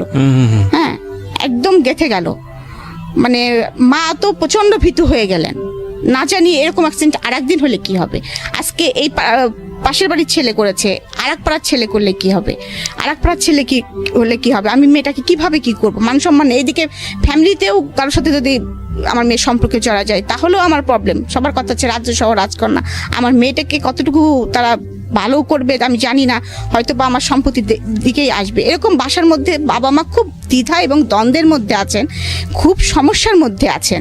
মানে তারা আমাকে নিয়ে, আমি এখন ফিল করি, তখন তো অত কিছু মেশরা জানতাম না যে কেন আমাকে বিয়ে দেওয়া হচ্ছে, কি বৃত্তান্ত। এর মধ্যে হঠাৎ করে আমার কলেজ থেকে দেখে আমার বাসায় বিয়ের প্রস্তাব পাঠানো হয়। তো আমার বাবা তখন খুব টেনশন করতেছেন, মা খুব টেনশন করতেছেন, এখন সলিউশন কি। এই টাইমে তোমার নাচটাও বন্ধ হয়ে গেছে। আমি কিন্তু মানসিকভাবে তখন কিন্তু খুবই মানে খারাপ পরিস্থিতির মধ্যে দিয়ে যাচ্ছি, কারণ আমাকে বাসা থেকে বেরোতে দেওয়া হচ্ছে না ওই কারণের পরে। সেকেন্ডলি আমার নাচটা বন্ধ হয়ে গেছে, যেটা আমার অ্যাম্বিশন, মোট কথা যে আমার প্রথম ভালোবাসা, my first love is my নাচ, সেটা আমার বন্ধ হয়ে গেছে, যেটা আমার ধ্যান জ্ঞান যেটাই বলেন। মানে আমার তখন মানসিক পরিস্থিতি খুব খারাপ, একটুতেই চিল্লাপাল্লা করি, বাসায় হইচই করি, মানে অনেক কিছু। তো একদিন এরকম বাবা মাও খুব চিন্তিত এরকম হঠাৎ করে। তো আমি একদিন বলতেছি কি যে বাবা, এইসব থেকে বেরোনো যায় কি করে, তুমি আমাকে অন্য কোথাও পাঠা দিতে পারো না এই শহর থেকে, আমার না ভালো লাগে না, বাসার মধ্যে বন্দি জীবন ভালো লাগে না, আমার নাচ বন্ধ হয়ে গেছে, তুমি কি পারো না আমাকে কোথাও একটু মানে নিয়ে যেতে বাবা, আমার আসলে খুব খারাপ লাগে, আমার নাচতে ইচ্ছে করে। মানে বাসার মধ্যে আমি তখনও কিন্তু নাচি, মাঝে মাঝে মন খারাপ হলে নাচি, কিন্তু আমি তো আর সেইভাবে বাইরে পারফর্ম করতে পারছি না। আমি ঢাকায় আসতে পারতাম না, আমার দেখা যাচ্ছে মাসে একটা করে প্রোগ্রাম থাকো, কোনো সময় 3 মাস পরে একটা করে প্রোগ্রাম থাকতো। তো আমি তো আর ঢাকায় আসতে পারতেছি না, আমাকে বাসা থেকে বেরোতে দিচ্ছে না, এদিকে লেখাপড়াটা আমার হচ্ছে না ঠিক মতো। কি বলবো, তখন অনেকটাই মানসিক অবস্থা এমন ভেঙে গেছে, মানে আমি বলতে পারবো না, মানে আপনাদেরকে বোঝাতে পারবো না যে আমি মানে একটা মানে হিংস্র মানুষ থাকে না, মানুষ পাগল মানুষ থাকে না, কিছু খাওয়া নেই দাওয়া নেই, খাচ্ছি না দাচ্ছি না, কেউ কিছু বললেই ছুঁড়ে মারতেছি। এমন হয়েছে যে আমার হাতে এই যে কাটা আছে, ব্লেড দিয়ে হাতও কেটে ফেলছি। বাবাও আসলে পারতেছে না কিছু করতে, বাবাও অনেক সময় কান্না করতেছে, মাও কান্না করতেছে, এরকম পরিস্থিতি বাসায়। তো এর মধ্যে কলেজে একদিন আস্তে আস্তে একটু হওয়ার পরে তো আমার ভাইরা আমাকে সাথে করে নিয়ে যেত আর সাথে করে নিয়ে আসতো, যে কোনো একজন ভাই আমার সঙ্গে থাকতো। প্রিয় শ্রোতা, আমরা এই জায়গাটা একটা বিরতি নেব। চিন্তা করে দেখুন, একটা মেয়ে আমাদের সমাজে বড় হচ্ছে, সে যে শ্রেণীরই হোক না কেন, উনি যেই সোসাইটিতে বিলং করতেন, ওনার যে সার্কামস্ট্যান্সেস, যৌথ পরিবার, এবং যৌথ পরিবারের এরকম একটা মেয়ের দিকে এভাবে হাত বাড়ানো, এটা রিয়েলি টাফ। এবং খুব স্বাভাবিকভাবেই তার ব্যাকআপটা অনেক শক্তিশালী। তার বাবা রোডসান হাইওয়েতে, তার এক চাচা সেই মুহূর্তে government officer, first class gazetted officer, সুতরাং সেই দিক থেকে কিন্তু তার একটা অনেক বড় ব্যাকআপ আছে। এবং তার যে কালচারাল ব্যাকগ্রাউন্ড, সেখানেও সে অত্যন্ত মানসিকভাবে শক্তিশালী একজন মেয়ে হিসেবে বড় হয়ে উঠছে। কিন্তু তারপরও আমরা আমাদের সামাজিকতার কথা চিন্তা করে একটা পরিবার যখন এই ধরনের একটা ঘটনা ঘটে, কতটা ইনসিকিউর মনে করি এরকম একটা ঘটনাকে। এবং দেখুন যে প্রাণোচ্ছল একটা রিমাকে আমরা পেলাম শৈশবে, কিশোর জীবনের শুরুতে একেবারে বয়সন্ধিকালের সেই সময়টাতে এসে কিন্তু একটা ভয়ানক রকমভাবে ওকে একটা কনজারভেটিভ এনভায়রনমেন্টে বন্ধ করে ফেলার চেষ্টা করা হচ্ছে। এবং ওখানে উনি বলছিল যে আমার দোষটা আসলে কি, আমি তো কাউকে বলিনি যে আমাকে তুলে নিয়ে যাও, বা আমি তো কাউকে বলিনি যে, বা আমি তাকে লাভও করি না সেই অর্থে। তো সেই জায়গাটা থেকে এরকম একটা কমপ্লেক্সিটি তার লাইফে চলে আসলো। তার স্বপ্নের জায়গাটা, তার যে নাচ, সেটা বন্ধ করে দেওয়া হয়েছে এবং অন্যরকম একটা এনভায়রনমেন্টের মধ্যে তাকে ফেলে দেওয়া হয়েছে। এখান থেকে জীবনটা কোথায় যাবে সামনের দিকে, সেটা আমরা দেখব ছোট্ট একটা বিরতির পর। আপনাদেরকে মনে করিয়ে দিচ্ছি, আপনারা শুনছেন মিস্টার ম্যাঙ্গো ক্যান্ডি প্রেজেন্স জীবন গল্প। আমি আর জি কিবরিয়া আপনার সঙ্গে রয়েছি। এবং প্রিয় শ্রোতা, আপনাদের সবার জন্য একটা বিশেষ সেগমেন্ট যুক্ত হলো আজকে থেকে মিস্টার ম্যাঙ্গো ক্যান্ডি প্রেজেন্স জীবন গল্পে। সেটা হচ্ছে এখন থেকে অনুষ্ঠান চলার কালীন সময়ে আমি আপনাদের সঙ্গে ইউটিউবে চ্যাট করব, এবং সেটা হবে আমার ইউটিউব চ্যানেলে। যারা এই মুহূর্তে আমাকে শুনতে পাচ্ছেন ঠিক রাত 12টায়, আমি আবারও বলছি ঠিক রাত 12টায় আমার চ্যানেল থেকে এই আজকের অনুষ্ঠানের ভিডিও ফুটেজ ওখানে প্রিমিয়ার করা হবে এবং সেটা হবে লাইভ আকারে। সো আপনারা যারা আমাদের এই অনুষ্ঠানে শুনছেন, যারা সরাসরি গেস্টের সঙ্গে কথা বলতে চান কিংবা আমার সঙ্গে কথা বলতে চান, চলে আসুন। ঘুমাই গেলে বাবা বুক থেকে আমাকে নামাতেন। মা নাকি মাঝে মাঝে রাগ করে বলতেন, ফেলে দাও, অত বড় মেয়ে কি জন্য বুকের উপরে ঘুমায়। আবার বল, তোমার আমার বুকের উপরে ঘুমায়, তোমার সমস্যা আছে কোনো? এবং চাচার সাথে সেম এই স্টাইলটাই ছিল। চাচা যখন ভার্সিটি থেকে আসতো, মানে আমি এখনো বলছি যে আমার চাচা আর বাবার মধ্যে আমি কখনো কোনো পার্থক্য দেখি নাই। মানে আমরা 3 ভাই বোনই কখনো পার্থক্য করি নাই। চাচার সাথেও জাস্ট আমার সম্পর্কটা এরকম, মানে দুইজন আমার পার্ট অফ লাইফ এরকম। তো আমার তখন এমন কিন্তু একটু মনের ভিতরে হয়েছে যে আমার চাচা কি পারে না, চাচু কি পারে না আমাকে এখান থেকে বের করে নিয়ে যেতে। চাচুর পোস্টিং ছিল তখন কুমিল্লাতে। ইভেন আমি চাচুকে বলেছি, চাচু তুমি আমাকে নিয়ে যেতে পারো না, তোমার ওখানে গেলেও তো আমার এত ঝামেলা হয় না, তুমি তো একটা ভালো ইসের মধ্যে বিলং করো, আমাকে তো কেউ ডিস্টার্ব করতে পারে না, আমি তো নাচটা কন্টিনিউ করতে পারি। কুমিল্লা থেকে ঢাকা তো অনেক কাছে। জানি না কি অজানা কারণে আমার চাচু কোনো রেসপন্স করে নাই, মন খারাপ করছে, কাঁদছে, মা তুমি পড়াশোনা করো, মন খারাপ করো না, এরকম অনেক কথাই বলেছে। কিন্তু আমার মামারা, আমার আবার 2 মামা আর আমার মা একা, আমার মা বড়। আমরা আবার ছোটকাল থেকে দেখেছি বাবা মানে আমাদের ফ্যামিলি আর মামাদের ফ্যামিলি মনে হয়েছে এক। আমরা মানে অনেক বড় হওয়ার পরে বুঝছি যে মামার ফ্যামিলি আর চাচাদের ফ্যামিলি আলাদা, মানে এটা হয় আর কি। আমরা মনে করতাম যে একই। তো এরকম একটা পরিস্থিতিতে যাচ্ছে, কিন্তু মামারা কিন্তু চায়নি যে, বড় মামা কিন্তু বলেছে যে বু তুমি যদি না পারো মেয়ে আমার কাছে দিয়ে দাও, কারণ আমার বড় মামা তখন খুলনাতে থাকতেন। এরকম পরিস্থিতি চলতেছে, কিন্তু বাবা আমাকে কারো কাছে দিতে রাজি না, কারণ আমার মানসিক অবস্থা তখন যেরকম, কারণ আমার ওই মানসিক অবস্থাটা তখন অনেকে হয়তো টেক কেয়ার করতে পারবে কিনা, কখন কি অ্যাক্সিডেন্ট করে ফেলি, মানে এটা আমার বাবা বুঝতে পারতেছে না। তো এর মাঝে আমি অ্যাক্সিডেন্ট একটা করিও, সেটা হচ্ছে, তো আমার মনে আছে আমার কাছে 700 টাকা ছিল। আমার কাছে সবসময় টাকা পয়সা থাকতো আর কি, এটা একটা বিষয় ছিল তখনকার সময়। 700 টাকা মানে বেশ কিছু টাকা আর কি। তো আমার কাছে 700 টাকা আছে, আমার পরা আছে একটা লং স্কার্ট আর একটা টি শার্ট, রাত্রে যেটা আমি পরে ঘুমাই। ঘুম থেকে উঠে তখনও বাসায় কেউ কেউ উঠেছে, কেউ কেউ ওঠেনি। তো আমাদের বাসার নিচে একজন দারোয়ান থাকতেন এবং একজন নাইট গার্ড থাকতেন। তা আমি আমাদের আবার বাসাটা অনেক পিছনে, সামনে অনেক বড় লবি এবং সামনে খুব বড় একটা গেট, ওইটা পার হয়ে তারপরে যেতে হয় রাস্তায় আর কি। কাউকে কিছু বলতেছি না, আমি একাই সকালবেলা ঘুম থেকে উঠে ওই 700 টাকা হাতের মধ্যে নিয়েছি, কোনো পার্সও না, এবং ওই নাইট ড্রেস পরার মতো অবস্থায় আছি। ওই অবস্থায় আমি সোজা হাঁটা ধরছি, কোথায় যাবো আমি নিজেও জানি না। আমার মনে হয়েছে আমার একটু বুক ভরে নিঃশ্বাস নিতে হবে, আমাকে একটু বাঁচতে হবে, আমার ভালো লাগছে না, আমি কোথায় যাব নিজেও বুঝতেছি না। কিন্তু কারণ আমার তো তেমন কেউ নাইও, আমার কারোর সাথে তেমন কোনো ফ্রেন্ডশিপ নেই, বা মানে ফ্রেন্ডশিপ আছে কিন্তু ওরকম আস্থা করা যায় এরকম কারো সেরকম কেউ নাই। যারা আছে সবাই ফ্যামিলি মেম্বার, আমার ফুপু, আমার ভাইরা, এরকম ফ্যামিলির ভিতরে আমাদের যত মেশা। বান্ধবী কিছু আছে, তাদের বাসায় যাইটাই, কিন্তু তাদের কথা তখন মাথায় আসে নাই আর কি। আমার মনে হচ্ছে কি যে ঢাকায় আমি নাচি না, আমি ওখানে গেলেই মনে হয় কিছু একটা করতে পারবো, এই চিন্তা করে বাস স্ট্যান্ডে চলে গেছি। বাস স্ট্যান্ডে চলে যাওয়ার পরে আমি ওখান থেকে একটা বাসে উঠে পড়ছি, যে বাসটা ঢাকায় যায় এটা শুনছি আমি। তো আমার তো রাত্রেও মনে হয় আমি কিছু খেয়েছিলাম না, সকালেও আমার খাওয়া দাওয়া কিছু নাই। আর তখন তো বাসে আসতে অনেক মানে হাঙ্গামা হতো আর কি, মানে ওই ফেরি পার্টটার অনেক ঝামেলা। তা আমার পাশে যে লোকটা বসে আছে, আমি কিন্তু কয়েকবার বমি করেছি এর মাঝে, বাসের মধ্যে কয়েকবার বমি করেছি, উনি আমাকে পলিথিন কিনে দেন। আমার কিন্তু অত কিছু মনে নেই। তারপর ঢাকা গাবতলীতে যখন এসে থামছি, তখন কিন্তু আমার মনে হচ্ছে যে আমি কোথায় যাব, ঢাকাও তো কাউকে চিনি না, যাব কোথায়। হঠাৎ করে আমার মনে হলো যে আমি যখন ঢাকায় যে প্রতিযোগিতাগুলো করতে আসতাম, যখন আমি যে মামার বাড়িতে উঠতাম, তার বাসা হচ্ছে গ্রিন রোডে ছিল। আমি একটা সিএনজিকে জিজ্ঞেস করতেছি, আপনি কি গ্রিন রোডে যাবেন? তো বলছে যে হ্যাঁ যাবো। তো উনি আমাকে যে ভাড়াটা চায় আমি সে ভাড়াতেই উঠে পড়ি, এবং মানে ওনার বাসায় একদম রাস্তার সাথে, গ্রিন রোডের রাস্তার সাথে ছিল, এবং 7 নম্বর রোড, এটা আমার মনে আছে। আমি বলেছিলাম 7 নম্বর রোড। নিয়ে আসার সঙ্গে সঙ্গে আমি বুঝতে পারি যে এটা আমার মামার বাসা, মানে ওখানে অনেকগুলো ফ্ল্যাট, মামার ফ্ল্যাটটা চিনতে পারি। মামার বাসায় যাই, মামি আমাকে দেখে তো একদম হতভম্ব, যে কল্পনাই করতে পারে নাই আমি কোথা থেকে আসবো, একা আসছিস, কি ব্যাপার। তো হয়তো বা তারা বড় মানুষ, বুদ্ধিমান মানুষ, হয়তো বা আমার বাবাকে জানিয়েছে এমন কিছু হয়েছে, বা বাবাও বলেছে যে এরকম অবস্থার মধ্যে যাচ্ছে।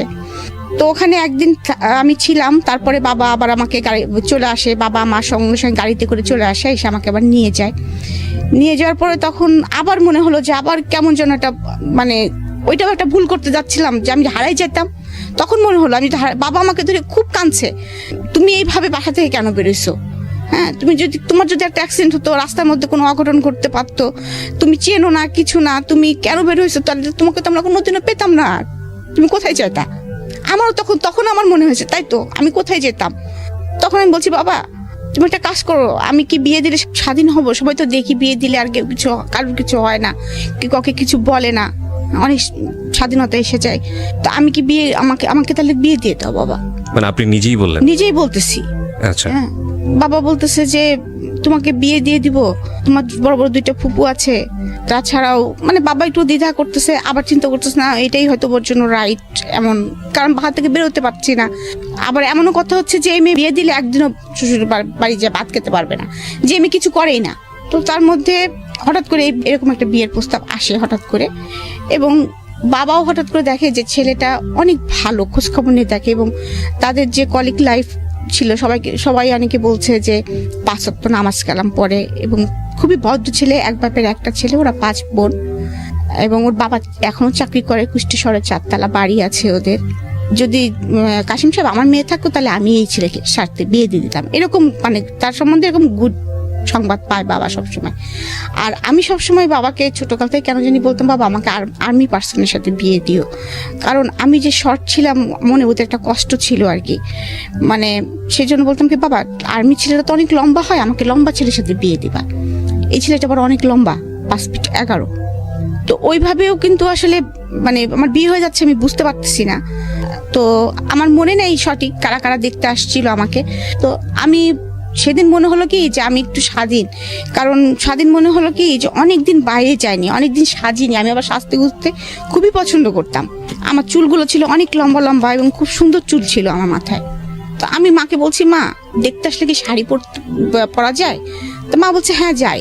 তো আমি বোকার মতো মার শাড়ি বাঁচতেছি, কোন শাড়িটা পরবো। হ্যাঁ, মানে আমি সেদিন অনেক মানে আনন্দ পাচ্ছি, কেন জানি মনে হচ্ছে যে আমি জীবনে একটা স্বাধীন জীবন যাপন করতে চাচ্ছি। হ্যাঁ, যাচ্ছি এরকম। তো আমি মার একটা শাড়ি পছন্দ করেছি, মানে সেজেছি। বাবাকে বলেছি, বাবা তুমি নাস্তা কিনতে যাচ্ছ, আমার জন্য পেস্ট্রি নিয়ে এসো। আমি আবার পেস্ট্রি খেতে খুব পছন্দ করতাম। আমার জন্য গোলাপ ফুল নিয়ে এসো, আমি কিন্তু মাথায় গোলাপ পরবো, এরকম। তো যাই হোক, তারা আমাকে দেখতে আসছে। আমাদের ড্রয়িং রুমটা ছিল নিচে, আমরা দোতলার থেকে আমাকে নিচে নামানি আসছে। ওরা আমাকে বিভিন্ন প্রশ্ন করতেছে। দু একটা প্রশ্নের মধ্যে যেমন নামাজ পড়তে পারি কিনা, তারপরে কোরআন শরীফ পড়েছি কিনা, তারপরে কিসে পড়ি, কোন সাবজেক্টে পড়ি। এর মধ্যে আর একটা ছিল যে তখন একটা নাটক হচ্ছিল, হেলাল নামের একটা চরিত্র ছিল আমাদের মধ্যে, ইন্দ্রধর মিলনের মানে একটা নাটক হচ্ছিল টিভিতে। হেলাল নামের কাউকে চেনেন কিনা, এই নাটকটা আপনি দেখেন কিনা? হ্যাঁ হ্যাঁ হ্যাঁ, সম্ভবত রূপকথা। হ্যাঁ হ্যাঁ, তখন বলছি নাটকটা হচ্ছে, তখন তো আমাদের বিটিভি চলতো, এবং তখন ওই নাটকগুলো আমরা খুব আগ্রহ সহকারে দেখতাম।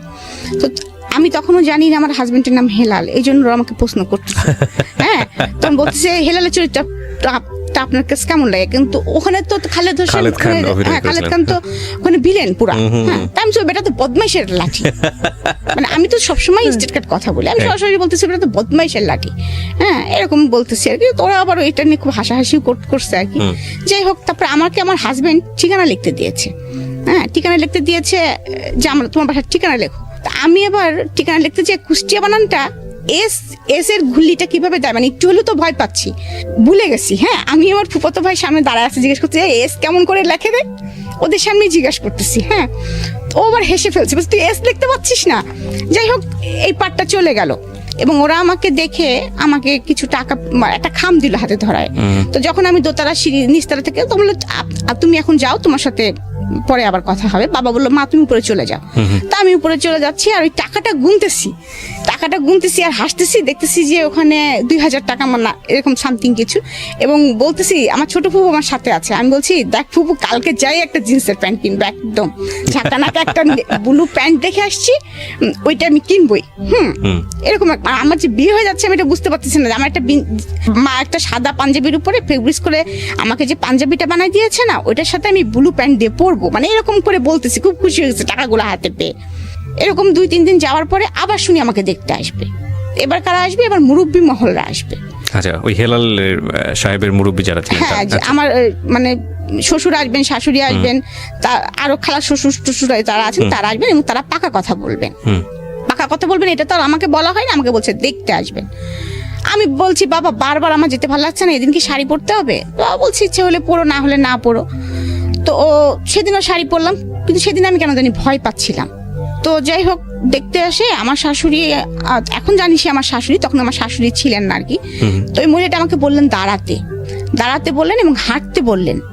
হ্যাঁ, তো দাঁড়াতে এবং হাঁটতে বললেন। আমার এটা খুব প্রেস্টিজে লেগে যায়। এবং আমার ছোট ননদ ছিল সাথে, ছোট ননদ মানে এখন সে ছোট ননদ, একটা মেয়ে ছিল আর কি সাথে, অল্প বয়স্ক। ওর সঙ্গে দেখলাম যে আমাকে মাপ দেওয়া হচ্ছে, কারণ তাদের ছেলে লম্বা, আমি শর্ট, ওরা তো প্রথমে এসে দেখে গেছে এটা। যখনই আমাকে মাপ দেওয়া হচ্ছে, আর আমার তো শর্ট নিয়ে আমার একটু প্রবলেম ছিলই, মানে মনের ভিতরে আমি একটু ছোট ছিলামই, আমি হাওমাও করে ওখানে কান্না করে দিছি যখন, তখন আমার বাবা আসেনি, মা তখন ওখানে ছিলেন। মেয়েরা যেহেতু উপরে বসছে আর বাবা হচ্ছে ছেলেদের নিয়ে নিচে বসছে আর কি। পরে মা কিভাবে পরে আমাকে বলছে মা তুমি ঘরে চলে যাও। আমি ঘরে চলে গেছি। তখন মা মনে হয় বাবাকে কিছুটা হলো বলেছে। তা আমার বাবা নিজ থেকেই ওনাদেরকে তখন বলেছে আমার মেয়ে আমি বিয়ে দিব না। তখন আমার শ্বশুর নাকি জিজ্ঞেস করেছে যে কেন দিবেন না? আমরা তো দেখলামই না, মামনির মুখটা তো আমাদেরকে দেখালেন না, মেয়েরা উপর থেকে দেখেছে, ছেলেদের সামনে, তখন আমার শ্বশুরদের সামনে আমি যাইনি। তখন বলতেছে যে না আমার মেয়ে, বাবার এটা শুনে মন খারাপ হয়েছে যে আমাকে মাপ দিয়েছে ওরা। হ্যাঁ, আর আমাদের ফ্যামিলির তো এরকম না, এত অড না যে এখনো মেয়ে তোমার দাঁত দেখি, মেয়ে তোমার চুল দেখি, এই টাইপের তো না। হ্যাঁ, বাবার এটা অবশ্যই প্রেস্টিজে লেগেছে। তো বাবা বলছে আমার মেয়ে আমি এখানে বিয়ে দিব না, এখানে বিয়ে দিব না বলছে, আসলে আমি মেয়ে না এখন বিয়ে দিতে চাচ্ছি না, মানে কায়দা করে যা বলার হয়তো বাবা বলেছে এরকম। তখন আমার শ্বশুর নাকি বলেছে দেখেন আমরা আসলাম, ঠিক আছে মামনিটাকে দেখি, বিয়ে দিবে না আপনি পরে ডিসিশন নেন, আমাদেরকে একটু এক নজর দেখতে দেন। তো আমার মনে আছে যে আমাদের উপরেও একটা বসার রুম ছিল আর কি। তো ওনাদেরকে ওখানে ডেকে নিয়ে আসা হয় এবং আমি আর সামনে যাব না, কিছুতেই যাব না। আমার তখন একদম শুরু হয়ে গেছে, না আমি যাবো না, সামনে যাবো না, ওদের সামনে যাবো না, ওরা আমাকে মাপ দিচ্ছে, কি করছে না করছে, আমি যাবো ওদের সামনে। তো জোর করে ওয়ান কাইন্ড আমাকে ধরে নিয়ে আসা হয়। তো আমি যখন রুমে ঢোকার পরে বসতে বললো, বসলাম। তো আমার শ্বশুর ঢাকায় নিয়ে আসেন। আমি বাবা আমার তখন আর ওইগুলো মনে নেই। আমি তখন দেখতেছি যে আমি একটু স্বাধীন হয়েছি, আমি কেনাকাটা করতে পারতেছি ধুমসে, যে শাড়িটা চাচ্ছি বাবা দিচ্ছে, যে জামাটা চাচ্ছি দিচ্ছে, মানে সবকিছু মোটামুটি ইয়ে করতেছি। এবং সোনার দোকানে যা চাচ্ছি, মানে এরকম সোনা কিনতে কিনতে আমি প্রায় 50 ভরি সোনা কিনে ফেলছি।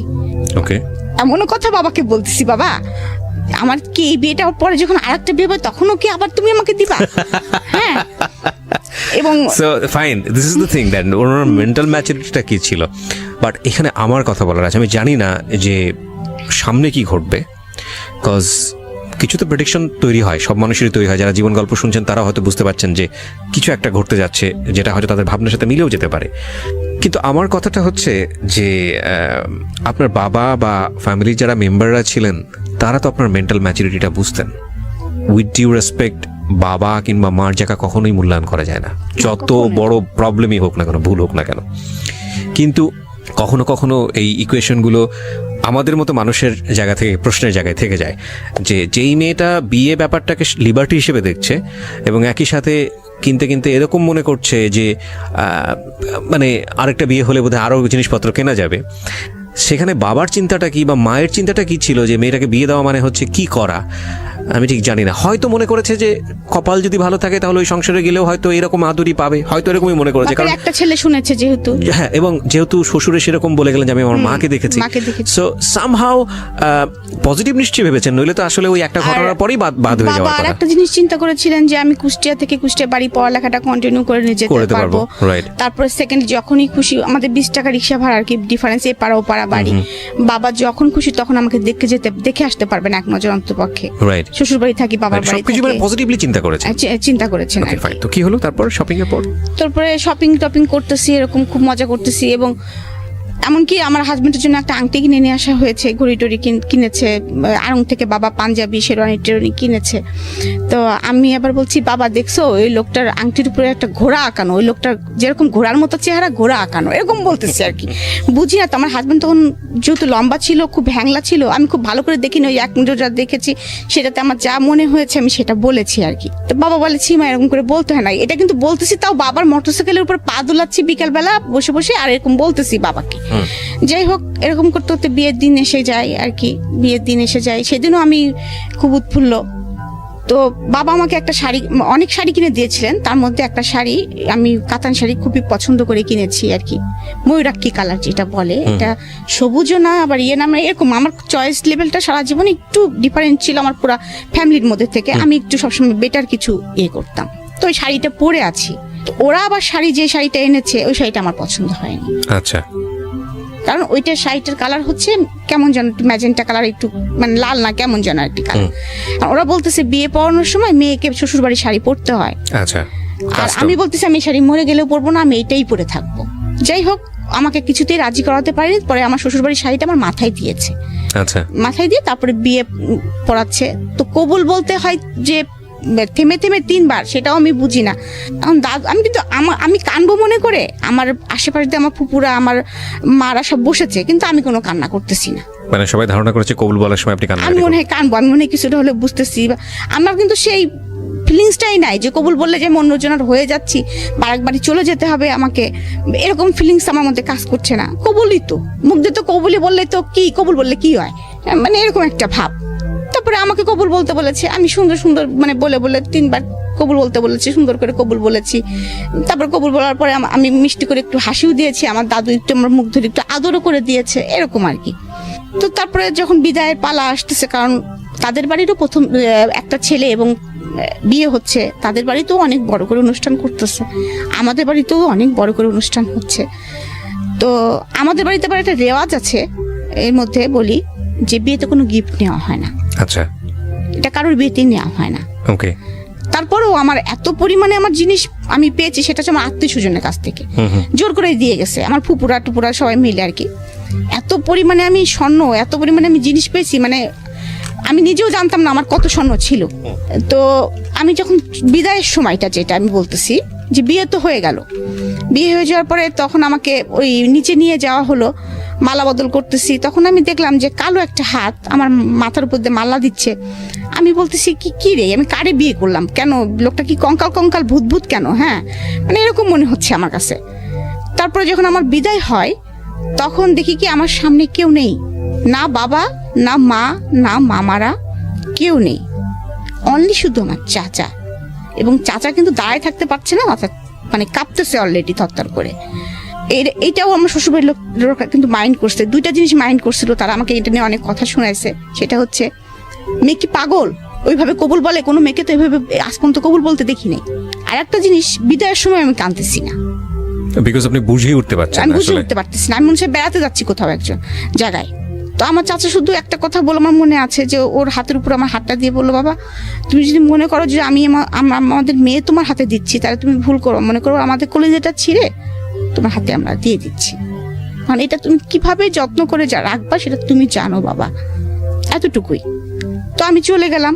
শ্বশুরবাড়ি যাওয়ার পরেও বুঝতেছি না, আমাকে মানে বউকে বসায় রাখছে, সবাই আসতেছে দেখতেছে, আমিও দেখতেছি করতেছি, বুঝতেছি না। যাই হোক, ওই দিনটা গেল, মানে ওই সন্ধ্যাটা গেল আর কি। তারপরে আমার হচ্ছে 5 ননদ, তার মধ্যে ধরেন 4 জনই আমার থেকে বড়। ছোট ননদটা আমার বয়সী, আমার থেকে 2-1 বছরের জুনিয়র সিনিয়র হব আমরা। তো ওর সাথে আমার এর মধ্যে একটু ভাব হয়ে গেছে আর কি। আর ও আমাকে আগে থেকেই চিনতো কিন্তু মানে ও যে আমি যে স্কুলে পড়তাম ও সেই স্কুলে পড়তো, গার্লস স্কুলে। তো ও যখনই আমার ছবি টবি দেখেছে বা যখনই দেখতে এসেছে যে আমি, তখন ও খুব খুশি হয়ে গিয়েছিল ভিতরে ভিতরে যে এই মেয়েটাকে তো আমরা কোনোদিন চিন্তাই করতে পারিনি, নাচ দেখেছি কত সুন্দর নাচে, এ আমার ভাবি হবে। ও তো ছোট মানুষ, ওর মধ্যে এটাই কাজ করেছে, এত সুন্দর একটা মেয়ে আমাদের ভাবি হবে। হ্যাঁ, ও খুব খুশি, ও আমার হাতে ভাব জমানোর খুব চেষ্টা করতেছে, আমার পিছিয়ে আছে আর কি সে। তো আমাকে জামা কাপড় চেঞ্জ করিয়েছে, আমার ননদ আমাকে শাড়ি পরিয়েছে, আর ওই মানে বিয়ের শাড়ি সাজগোজ খুলে একটা শাড়ি টাড়ি পরিয়েছে, এরকম বাড়ি ভর্তি লোকজন চলতেছে। যাই হোক, তারপরে রাত আসছে, আমাকে তো রাত্রে খেতে দিছে, আমি তো খেতে পারি না হাত দিয়ে, আমি তো ছাড়াই ভাড়াই খাচ্ছি, কোনো রকম কি খাচ্ছি সেটাও বুঝতে পারতেছি না। মানে আমি আবার তখন বুঝতে পারতেছি, মানে মনের ভিতরে এতটুকু উপলব্ধি আসতেছে যে চিনি না তো, হ্যাঁ চিনি না তো, আমি কোথা থেকে কোথায় আসলাম আমি তো বুঝতে পারতেছি না কিছু। হ্যাঁ, আমার হাতে তো কই আব্বু আম্মু আসলো না, কেউ তো আসলো না, মানে এরকম মনে হচ্ছে। কেউ তো খোঁজ নিচ্ছে না, বাবা তো এখান থেকে এইটুক চলে তো আসতে পারে, এতক্ষণ তো বিয়ের ঝামেলা শেষ হয়ে গেছে, বাবা তো আর চলে আসতে পারে, মা তো চলে আসতে পারে, এরকম মনে হচ্ছে মনের কাছে। কই কেউ তো আসতেছে না, এরকম মানে মনের ভিতরে হচ্ছে। তো ওরা যা বলতেছে সেটাই করতেছি আর কি। দেখলাম মাগরিবের নামাজের সময় একটা লোক ঢুকলো আমার ঘরে, আমি বুঝতেছি যে এটা আমার মনে হয় হাজবেন্ড, কারণ আমার ঘরে তো যে কেউ ঢুকবে না। মানে আমার ঘরে মানে আমাকে বিয়ে করায় নিয়েছে যে ঘরটায় বসায় রাখা হয়েছে, সে আমার সামনে নামাজ পড়লো। আমার সাথে কিন্তু কোনো কথা সে বলে নাই, আমিও কোনো কথা বলি নাই, কারণ আমি তো বুঝি না অত কিছু।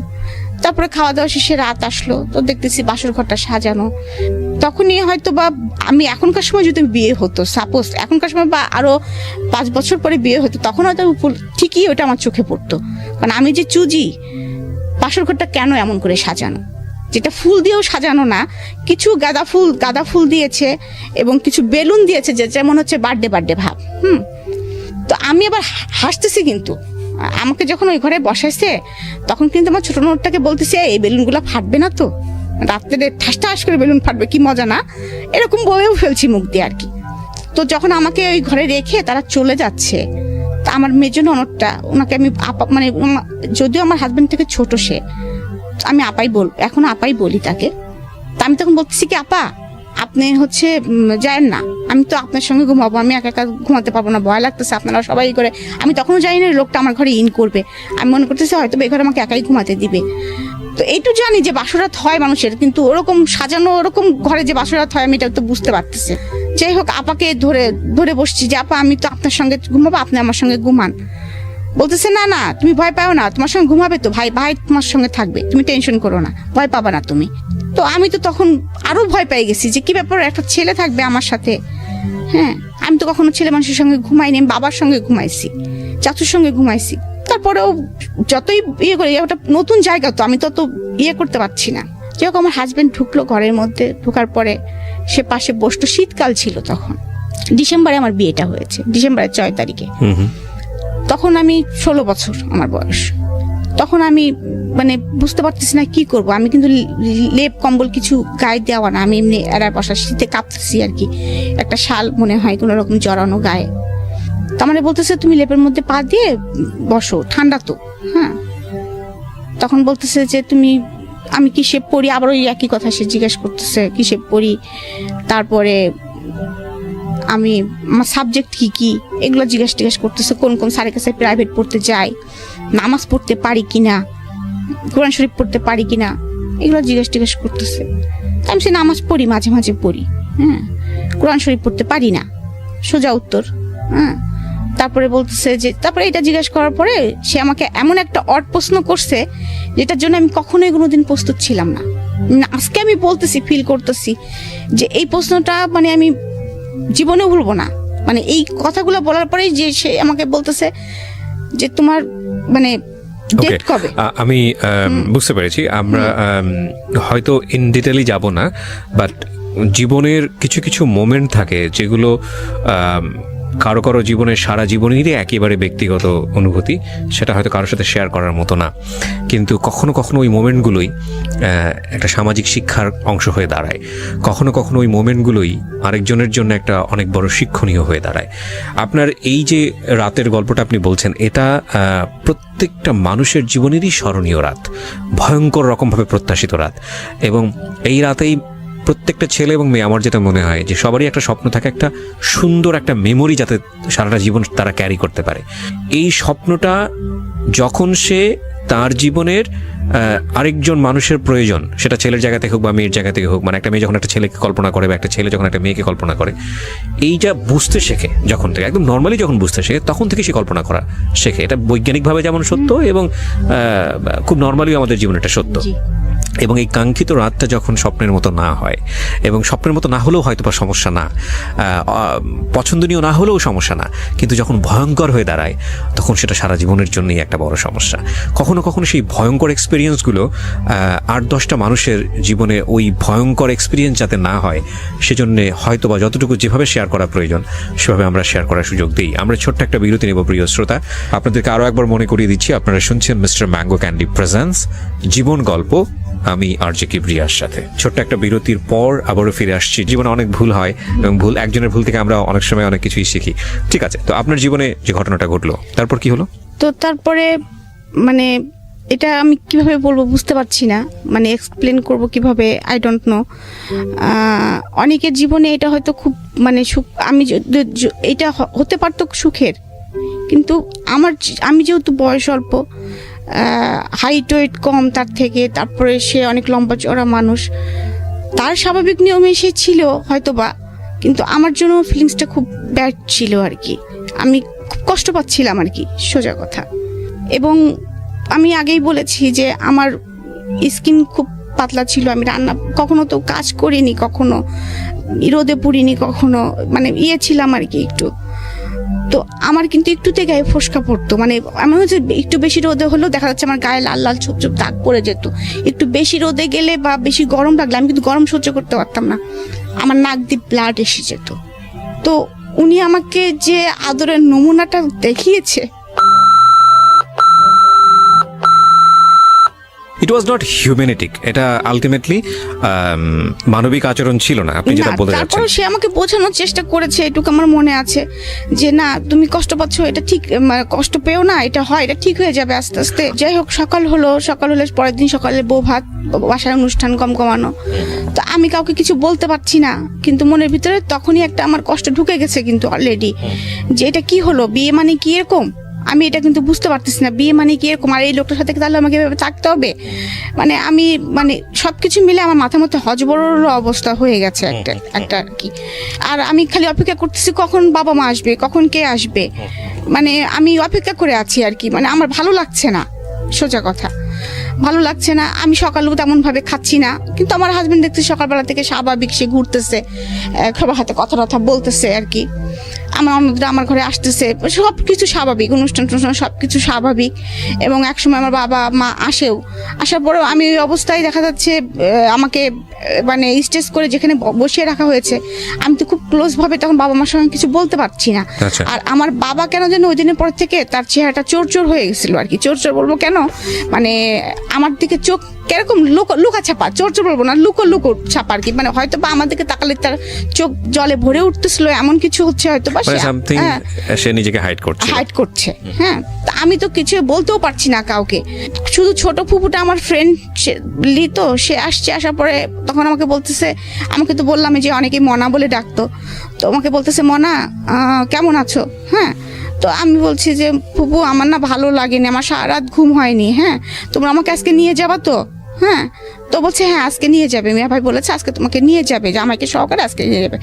আমি এবার ওকে বলছি কি ফুপু শোনো, ওই লোকটাকে নিয়ে যাওয়ার দরকার নেই, আমাকে নিয়ে যাও। হ্যাঁ, বাবাকে আস্তে করে বলে এসো, ওনাকে নিয়ে যাওয়ার দরকার নেই। মানে এইভাবে আর কি। আমি তো আসলে বুঝতেছি না, আমি ওই লোকটা আমার সঙ্গে গেলেই মনে হলো যে আমার একটা ব্যাড ফিলিংস, ওই লোকটাকে নিয়ে যাওয়ার দরকার নেই। এই জন্য ফুপুকে আস্তে করে কানে এটা বলতেছি। যাই হোক, ওই দিনকার অনুষ্ঠান মিটে গেল, তারপরে আমাদেরকে নিয়ে যাওয়া হলো। তো আমার বেডরুমেই আমি ছিলাম আর কি। সেখানেও আমার বাবা মা তো আর কোনো কিছু খেয়াল করে না। আমার বাবা মার ধুম লেগে গেছে, বাড়িতে অনেক লোক, পুপুরা ধুম লেগে গেছে যে জামাইকে কোন পিঠা খাওয়াবে, জামাইকে নতুন জামাই ফার্স্ট আসছে আমাদের বাড়িতে, যৌথ পরিবারের জামাই গেলে একটা মানে মজা আছে। আমাদের বাড়িতে একদম মনে করেন যে আনন্দ উৎসব। আর আমি হয়েছে কি যে এই একদিন দুই দিনে মানে আমার ফ্যামিলি থেকে যেহেতু আমি একটু দূরে, আমি আমার ফুপাতো ভাই বোন টোন এদের পেয়ে ওদের সাথে সবসময় থাকি, ওদেরকে পেয়ে আমার জামার কথা আমি ভুলে গেছি। মানে এমনিও তোর কথা আমার মনে থাকার কথাই না, তারপরে ও আমার সাথে একজন লোক আসছে তার থেকে আমার কোনো ইয়ে নেই। আমি কিন্তু ওদের সাথেই মানে বাসায় যে ঢুকেই আগে আমি কিন্তু শাড়িটা খুলে আগে কিন্তু আমি স্কার্ট পরে ফেলছি, বুঝছেন, ফেলে আমি আমার মতো মানে আবার দৌড়ানো শুরু করছি ঘরের মধ্যে, একবার এর সাথে এই গল্প করে ওর সাথে ওই গল্প করি। কিন্তু এর মধ্যে হঠাৎ করে আমার এক ফুফাতো ভাই, ওর সাথে খুব ফ্রেন্ডলি সম্পর্ক ছিল, আমার থেকে 2 বছরের বড়। তো ও আমাকে জিজ্ঞেস করতেছে, মনি তোর মুখ চুখ দেখে তো ভালো, ওই যে বললাম আপনাকে যেটা সাইন দেখে বলছে ভাল লাগতেছে না তো। হ্যাঁ, তখন আমি বলতেছি কি যে ভাই জানো লোকটা না একটু ভালো না, হ্যাঁ লোকটা না খুব খারাপ, অনেক চরিত্র খারাপ। এভাবে বলতেছি লোকটা। হ্যাঁ, আমি বাংলা সিনেমার ভিলেন দেখো না, ওই রকম জানো, এখন এরকম বলতেছি। বলার পরে তখন আমার ভাই আবার হাসতে বলছে কই, মানে আমাকে সান্ত্বনা আমি তো দেখলাম যে মিঠুন চক্রবর্তীর মতো। হ্যাঁ, এরকম আর কি কথাবার্তা হচ্ছে। যাই হোক, আমার সংসারটা এইভাবে আর কি আগায় যাচ্ছে।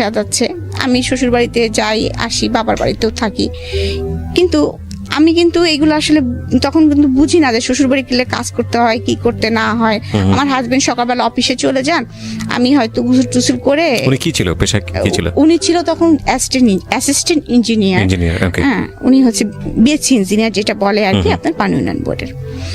তো আমি তখনও কিন্তু বুঝি না, তো আমি নাস্তা খাই, ছোট ননদের সাথে সময় পাস করি। কিন্তু আমার শাশুড়ি মনে মনে খুব খেপে যাচ্ছেন। হ্যাঁ, আমি এখন জানি আর কি উনি খুব খেপে যাচ্ছেন, কি বউ বিয়ে করে নিয়ে আসলাম, শাশুড়ি কি করতেছে তাও উকি দিয়ে দেখে না, বাড়ির কে কি করতেছে উকি দিয়ে দেখে না, ঘুম থেকে দেরি করে ওঠে, নামাজ পড়ে না, হ্যাঁ মানে নখ পালিশ লাগায় বসে থাকে, হ্যাঁ নাক ফুটো করা নাই, হ্যাঁ এরকম অনেক কিছু আর কি।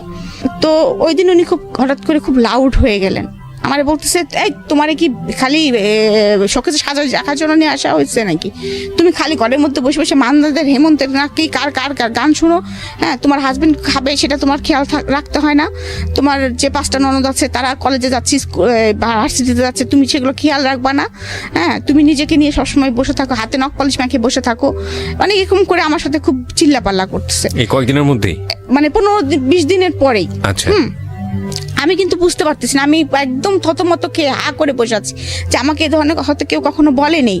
হ্যাঁ, আমি তো আসলে এরকম কথা কোনোদিনও বলে নাই আমাকে কেউ। তো আমি খুব মন খারাপ করে ওনার দিকে তাকায় আসে, আসলে উনি কি বলতেছে, আমি বলতেছি মা আমার নাক ফুটো নেই সেই জন্য রাগ করতেছেন, আমি এটাও বুঝি নাই। যখন বলছে এই মেয়ের নাক ফুটো নাই, আমি নাক ফুটো জানো না, জানে হ্যাঁ কি বাড়িতে বিয়ে দিছি, মেয়ের হচ্ছে নাক ফুটো না থাকলে ছেলের অমঙ্গল হয় এটা জানে না, এরকম বলতেছে। তা আমি বলছি এটার জন্য মনে উনি রাগ করছে। তা আমি বললাম ওই যে জেদি ছিলাম, আমি নাক ফুটোর যখন এতই সমস্যা, আচ্ছা ঠিক আছে, আমি একদম নিজের যে ঘরটায় থাকতাম, এমনকি আমি ওই ঘরে যখন যে ঘরটাকে আমাকে থাকতে দেওয়া হয়েছে, যে সেই ঘরটার পরিবেশটা এরকম ছিল যে একটা শুধু খাট, ড্রেসিং টেবিল নাই কোনো, একটা টেবিল আর একটা স্টিলের আলমারি, আর কিছু নেই ওই ঘরে। ও আর একটা আলনা ছিল, যে আমি কখনো মানে আমার ঘরটা তো অনেক সাজানো গোছানো, তখনকার সময় চেস্টের ড্রয়ার একদম ম্যাচিং করা কিছু।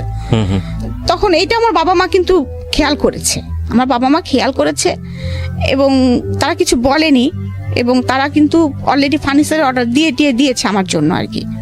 এবং আমার ঘরে যে ওই বাসায় যে রঙিন টিভি নাই এটাও খেয়াল করেছে তারা, সাদা কালো টিভি দেখে তারা, ফ্রিজ একটা ছোট, কিন্তু বাড়ি কিন্তু 4 বাড়ি, 2টা ফ্লোর নিয়ে আমরা থাকি, কিন্তু ফার্নিচারের ডিজাইনগুলো সব পুরাতন এরকম আর কি। আচ্ছা, জাস্ট লাইক বাবারা হয়তো এটা খেয়াল করেছে।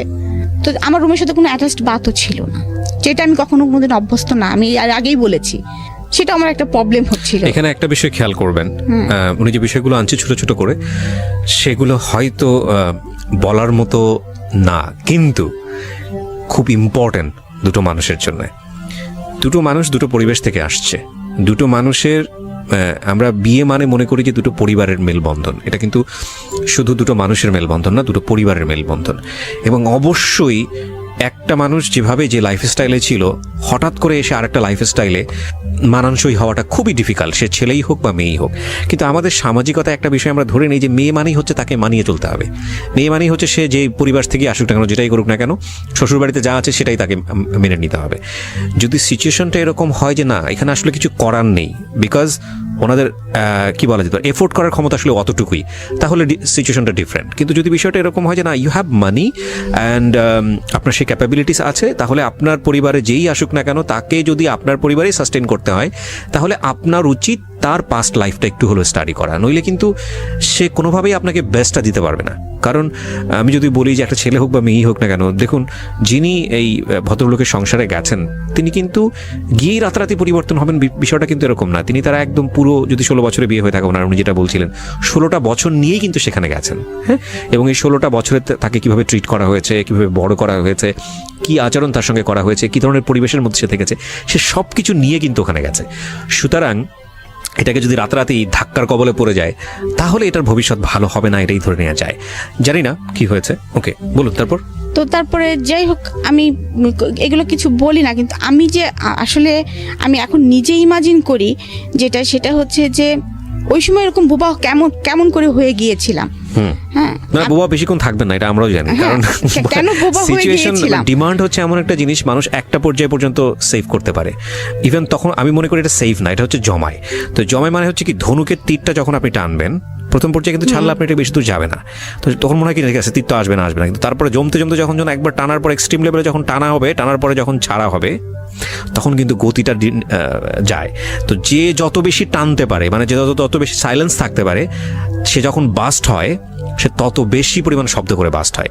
তো আমরা একটা জিনিস মনে করি, সেটা মেয়ে হোক বা ছেলেই হোক না কেন, যখন আমরা কারোর প্রতি অত্যাচার করছি কিংবা কেউ যখন একটা জিনিস মানিয়ে নিচ্ছে, চাপতেছে ভিতরে, চাপার ক্ষমতাটা ভালো, কিন্তু এটা যদি এমন হয় যে চাপতে চাপতে চাপতে চাপতে চাপতে চাপতে অনেক দিন ধরে চাপার পরে সে বাস্ট হলো, তাহলে ক্ষতি হওয়ার সম্ভাবনাটা বেশি। তার চেয়ে বরং একটু চাপলে একটু বের করে দিল, একটু চাপলে একটু বের করে দিল, সেটা অন্য জিনিস। কিন্তু ওনার ক্ষেত্রে বোধহয় বিষয়টা ওরকমই হয়েছে। জি রিমা, তারপর কি হলো?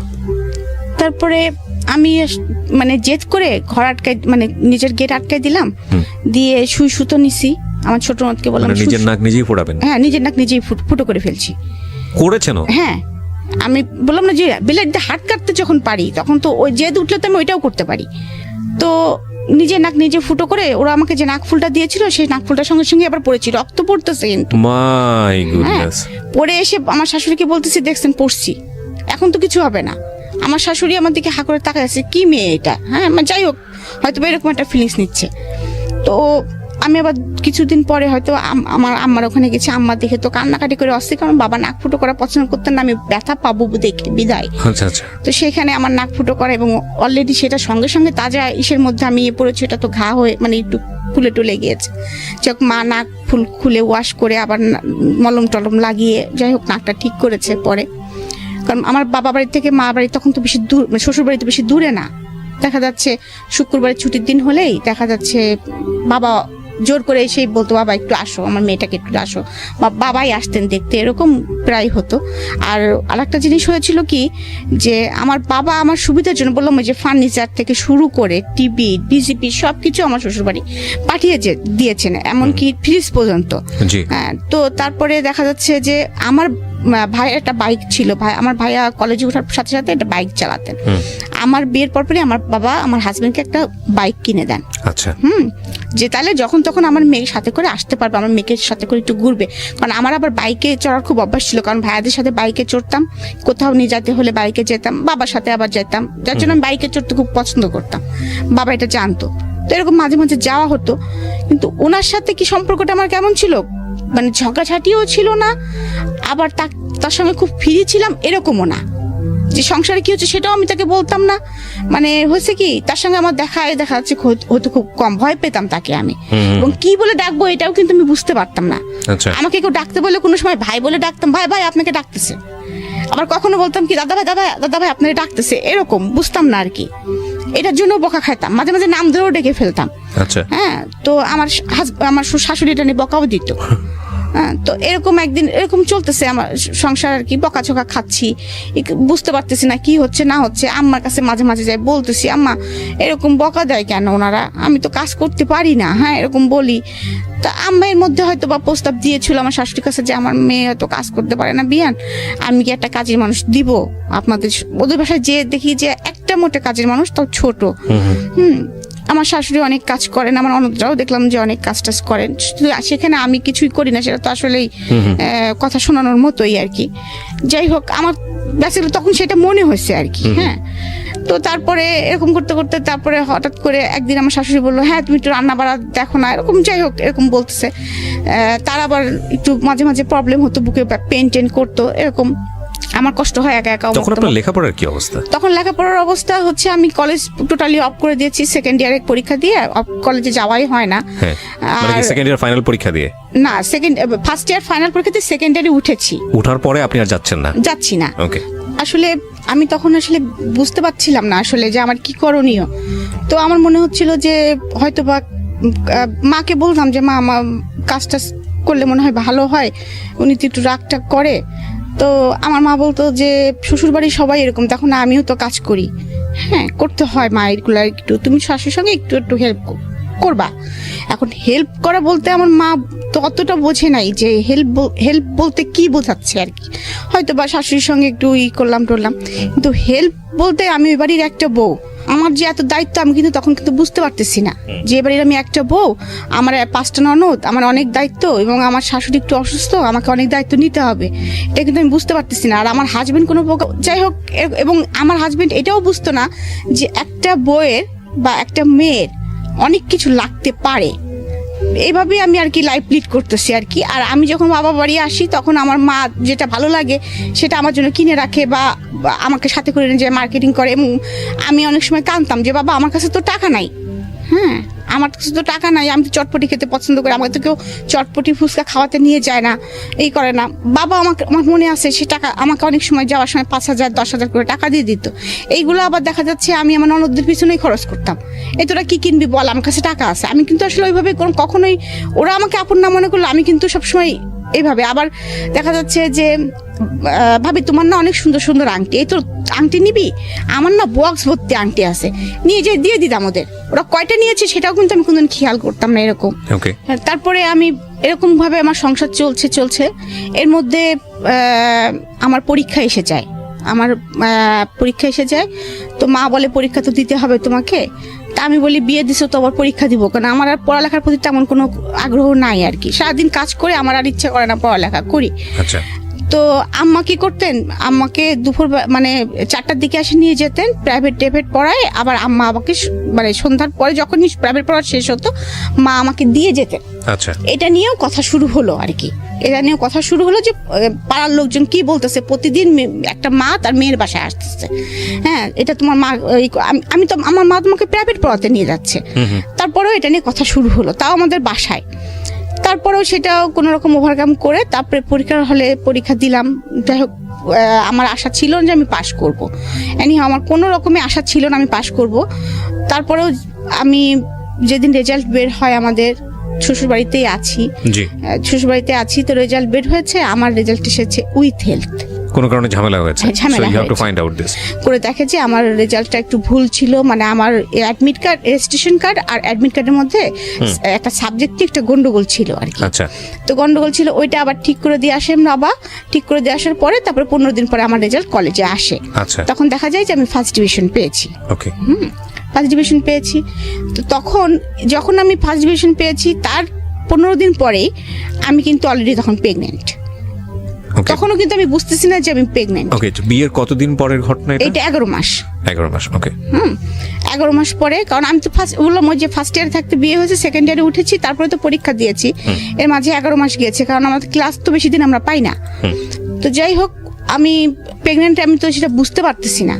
ওই যে বললাম আমার রান্না করতে হয়, তো রান্না করতে গেলেই আমার মানে গন্ধ শুনলে আমার বমি আসে।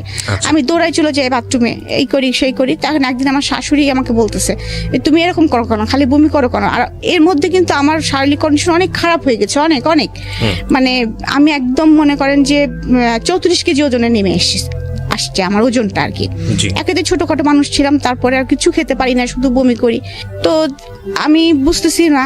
তারপরে আমার শাশুড়ি আমাকে জিজ্ঞেস করতেছে যে তুমি এরকম করো কেন, তোমার কি শরীর খারাপ লাগে না, কি হয় তোমার, তুমি এরকম করো, দৌড়াও, খালি বাথরুমে দৌড়াও কেন খালি।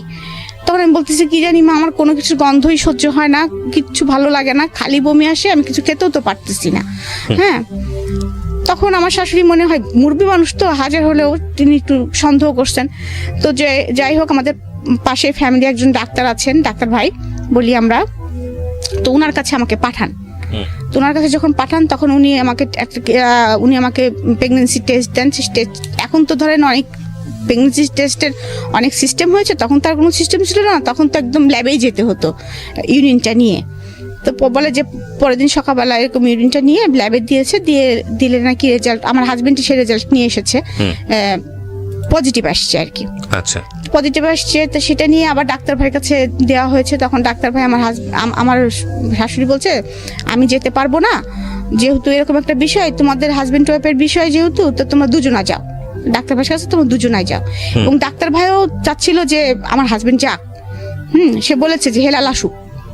মানে সে তো আমাদের ফ্যামিলি ডাক্তার, সবাইকে চেনে, আমার বিয়েও খেয়েছে সে।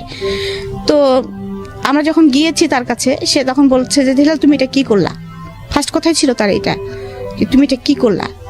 তখন আমার হাজবেন্ড তো চুপচাপ, তো বলতেছে যে তোমাকে আমি বিয়ের সময় বলেছিলাম যে হেলাল তুমি ছোট একটা মেয়ে বিয়ে করতেছো, কেন করতেছো, মিনিমাম তোমার এদের সঙ্গে যায় এমন একটা মেয়ে বিয়ে করো। তারপরে আবার এই মেয়েটা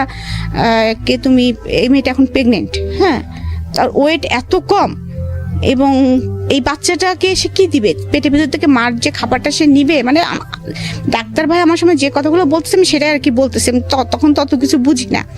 হ্যাঁ, তো সেই সামর্থ্য তো মনে হচ্ছে এই মেয়েটার নাই। আর তারপরেও তো বমি করতেছে একভাবে, ওকে তো ইমিডিয়েটলি এখন স্যালাইন দেওয়ার ব্যবস্থা করা উচিত, তো পানি শূন্যতা হয়ে গেছে শরীরে এখন, এরকম অবস্থা আর কি। যাই হোক, তুমি কি এই বাচ্চাটা নিতে চাও, নিলে কিন্তু সমস্যা হবে, হয়তো বা ওর লাইফ রিস্ক হতে পারে, মেবি এরকম একটা কথা বলে। তা আমার হাজবেন্ড বাসায় এসে উল্টা মেজাজ দেখাচ্ছে, কেন মানে আমি যেন পাপ করে ফেলছি। হ্যাঁ, মানে উল্টা মেজাজ দেখাচ্ছে, হ্যাঁ এরকম অসুস্থ, এখন আমার এখন ঝামেলা, অমুক তমুক বিভিন্ন কথা শুরু করছে। তো আমার শাশুড়ি আবার খুশি, কারণ তার একটা ছেলে, যেহেতু একটা বাচ্চা আসতেছে বাসায়, সে খুব খুশি। আমার বয়স টয়স কেউ দেখতেছে না আর কি সেই মুহূর্তে। সে আবার আমার TNT-তে ফোন করে আমার মাকে ডেকে নিয়ে আসছে, বিয়ান এরকম সুসংবাদ আছে, শিগগিরই আসেন।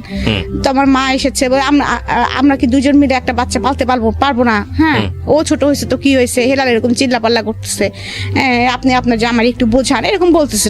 আমার শাশুড়ি তখন খুব ভালো মুডে আছেন আর কি তিনি। তো আমার মা না আসলে তখন নাও বলতে পারতেছে না, হ্যাঁও বলতে পারতেছে না। তিনি একবার আমার কথা ভাবতেছেন, আবার ওই সংসারটার কথাও ভাবতেছেন, যে তাদের মধ্যে আনন্দ, আর এদিকে আবার চিন্তা করতেছেন যে আমার মেয়েটা তো আসলে এই অবস্থা, কিছু খেতে পারে। তখন আমার এর মধ্যে মা বলছে কি, তাহলে আমি আমার মেয়েটাকে নিয়ে যাই বিয়ান, আমি নিয়ে যাই, ওর তো এই অবস্থা। তখন আবার ডাক্তার ভাই বলে দিয়েছেন, উনি আবার প্রেসক্রাইব করে দিয়েছেন আমাকে তখন ইমিডিয়েটলি স্যালাইন দিতে হবে, দিতেই হবে। তখন আর আমাদের যেখানে বাসা সেখানে আশেপাশে কোনো ক্লিনিক নাই, একটু দূরে।